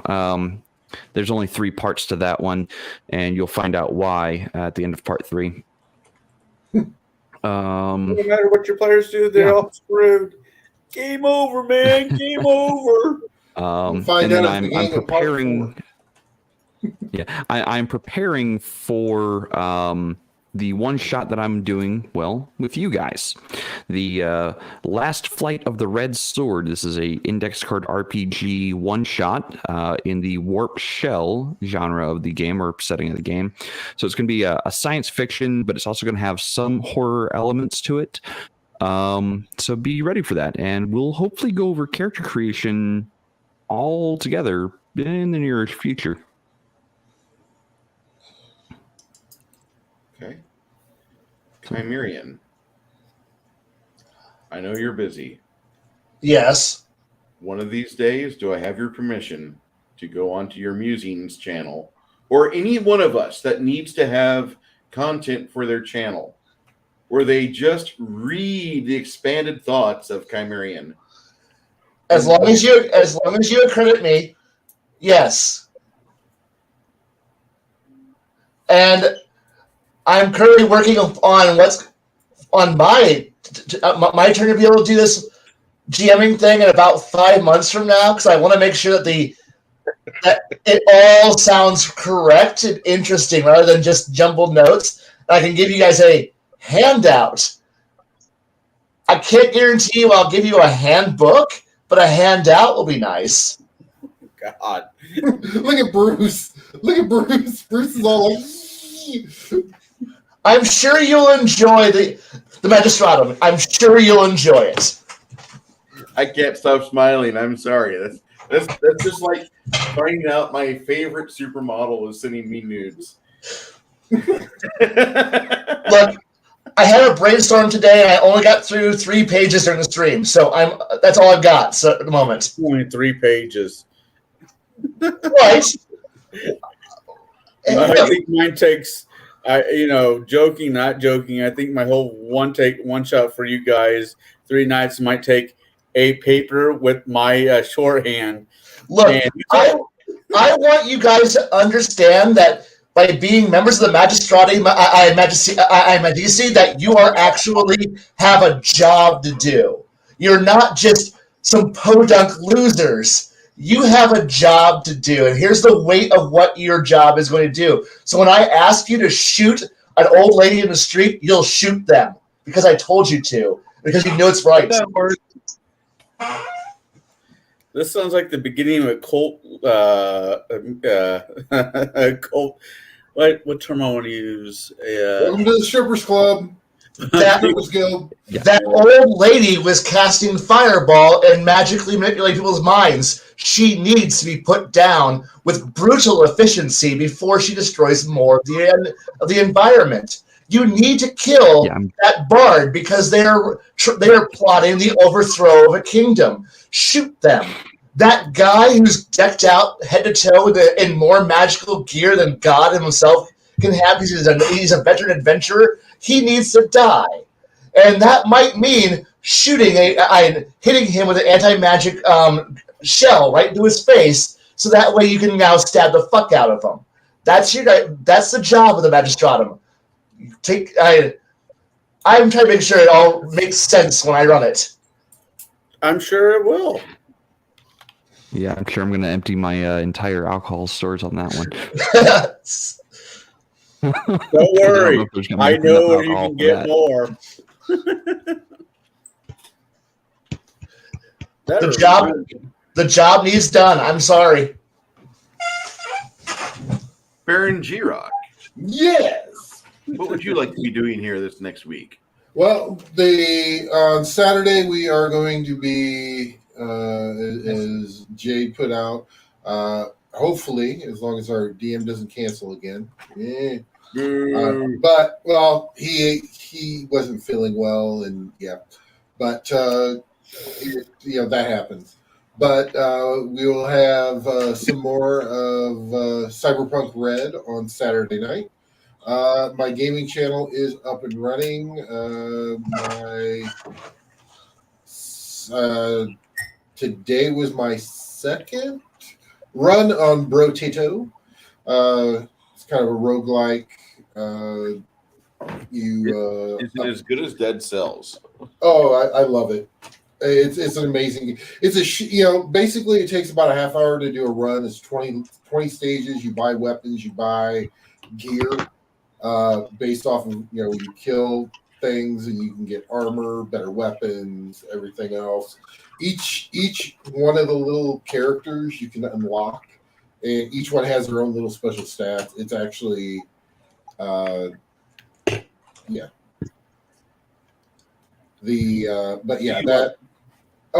love that game. It's quite fun, and I kind of rant a little bit while I'm playing about the game itself and things I'd like to see in it, and just musings as I'm going along. So I've got 2 up there, I think. I'm going to have to look now.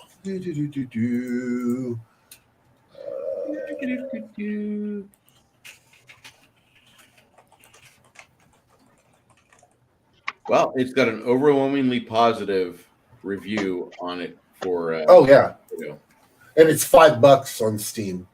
Yeah. See, I haven't played Brotato. I've been playing through Hammerwatch lately, which is a old pixelated game, and I love it. Yeah, and that one, there's just so many different variables with it. It's actually kind of cool. I'm actually really liking it. So, but yeah, that's going to be what I've been kind of doing on my my channel. Why is this? Megahertz requires a 2 gigahertz processor and 4 Yeah. gigabytes of RAM. Yeah, it's really nice on the specs. The devs are pretty there. The second one dropped today, which was the first one was the brawler, so it was like an all fist melee type guy. The second one was I dropped was the old. That's the name of the character. And yeah, the title of it's "Get Off My Lawn." So there's a lot of shotguns and a flamethrower in there, and yeah, I'll go ahead and throw the link in there in your chat. That's my gaming channel if you wish to partake. I also have a few of the Classic Space Engineers stuff that I put up. Still debating on whether or not. Still trying to figure out whether or not I'm going to go back to that, working on that series or not. But yeah, definitely go ahead and check that out. Likes and subscribes are very, very greatly appreciated. It is a completely different content. So yeah, that's all I get going on. Amazing. That's my elongated elevator pitch. Mr. Shadow and Son, I've been watching your videos pile and pile and pile up, and it's wonderful to see that. I think Jade wants to say something, Bruce. Oh, my bad. Jade? Go ahead. No, go ahead and let Shadow finish, and then Okay. I'll caveat onto something from Garrett. Okay. Thank Shadow and Son? Yeah, as you were mentioning, I started a new series, just me rambling, called "Why We Play the Game." A little bit loosely based on the epic scene from Stranger Things, but also compiled from 40 plus years of dungeon mastering and finally getting to be a player again, which has been just it's something I never thought I'd get to do, just because for so long being behind the GM screen, I thought it was just my destiny to just constantly be the GM. But through the internet, I've been able to meet so many great dungeon masters who've all invited me in to play and be a player again, knowing that I know what I know, and it's still not enough. I'm still being challenged and intrigued by the games that I've been getting to play. I've got a couple of new games I'm supposed to be in, including one with Connell called Pugmire, going to be run by our good friend Omanow. And so I'll be doing that hopefully every morning, afternoonish. I'll give you, a 10-minute topic, and the response has been really, really interesting and really fun. A lot of great people are, coming and putting in their comments, and I really appreciate that. It keeps me going. And of course, with my son and I, we've got our regular videos. In about 10 minutes, we're going to be making a craft with some Halloween decorations called Temple of the Bat. I hope you guys will check that out. It's really simple if you know a couple of basic skills and have access to a dollar store and some hot glue and an X-Acto knife. That's about all you need. And it shouldn't run you but maybe $7 to come up with a pretty interesting piece of terrain for your tabletops when you do use miniatures, that sort of thing. And obviously I'll be putting out other videos every day. We're putting out between 2 and 3 videos a day now, depending on if you count being on shows like this and other people's channels and live streams, etc. Yes, hopefully Dak will be playing in Pugmire as well, so you get to see him role play. And I got to tell you, he's pretty good at a couple of different voices. Something I just don't do. Maybe a little, but he's really good at it, and he's looking forward to getting to be a goodest boy, because we have a goodest boy, and he'll probably be the inspiration for my son's character.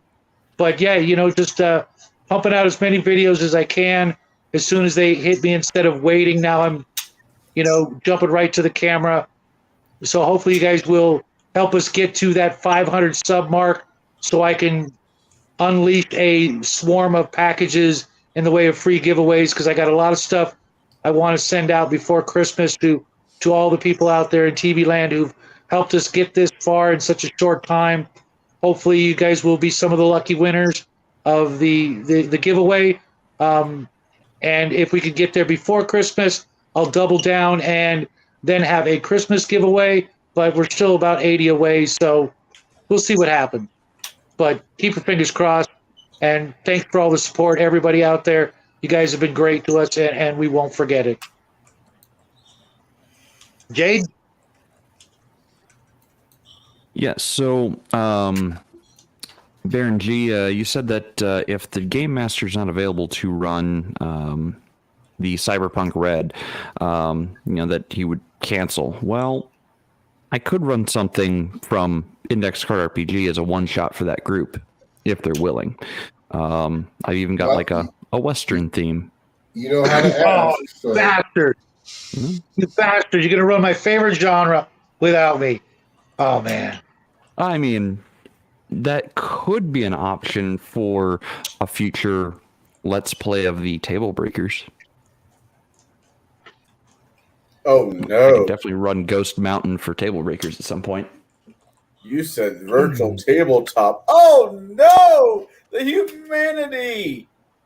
Huge I manatee. mean, yeah. Oh, Oh, the huge mantity, yes. Anyway, so like I said, I would offer for the Cyberpunk group, if they wanted a one-shot, I'll, one-shot. wait. Are we talking about Tom Stranger and the Manatees? Tom Stranger. As long as Go ahead.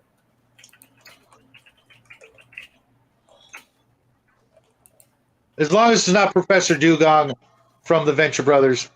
God, I have to drink to watch that show. You drink whether you watch it or not. Hey, I feel personally attacked here. Good. It was personally thrown at your face. You Somebody saying I have a drinking problem, man? only, The shoe only fit. one mouth. What was that, Dave? I don't have one mouth and two hands. That is a problem. I don't have a problem. The alcohol goes straight into my mouth. I don't spill any. It's not a problem.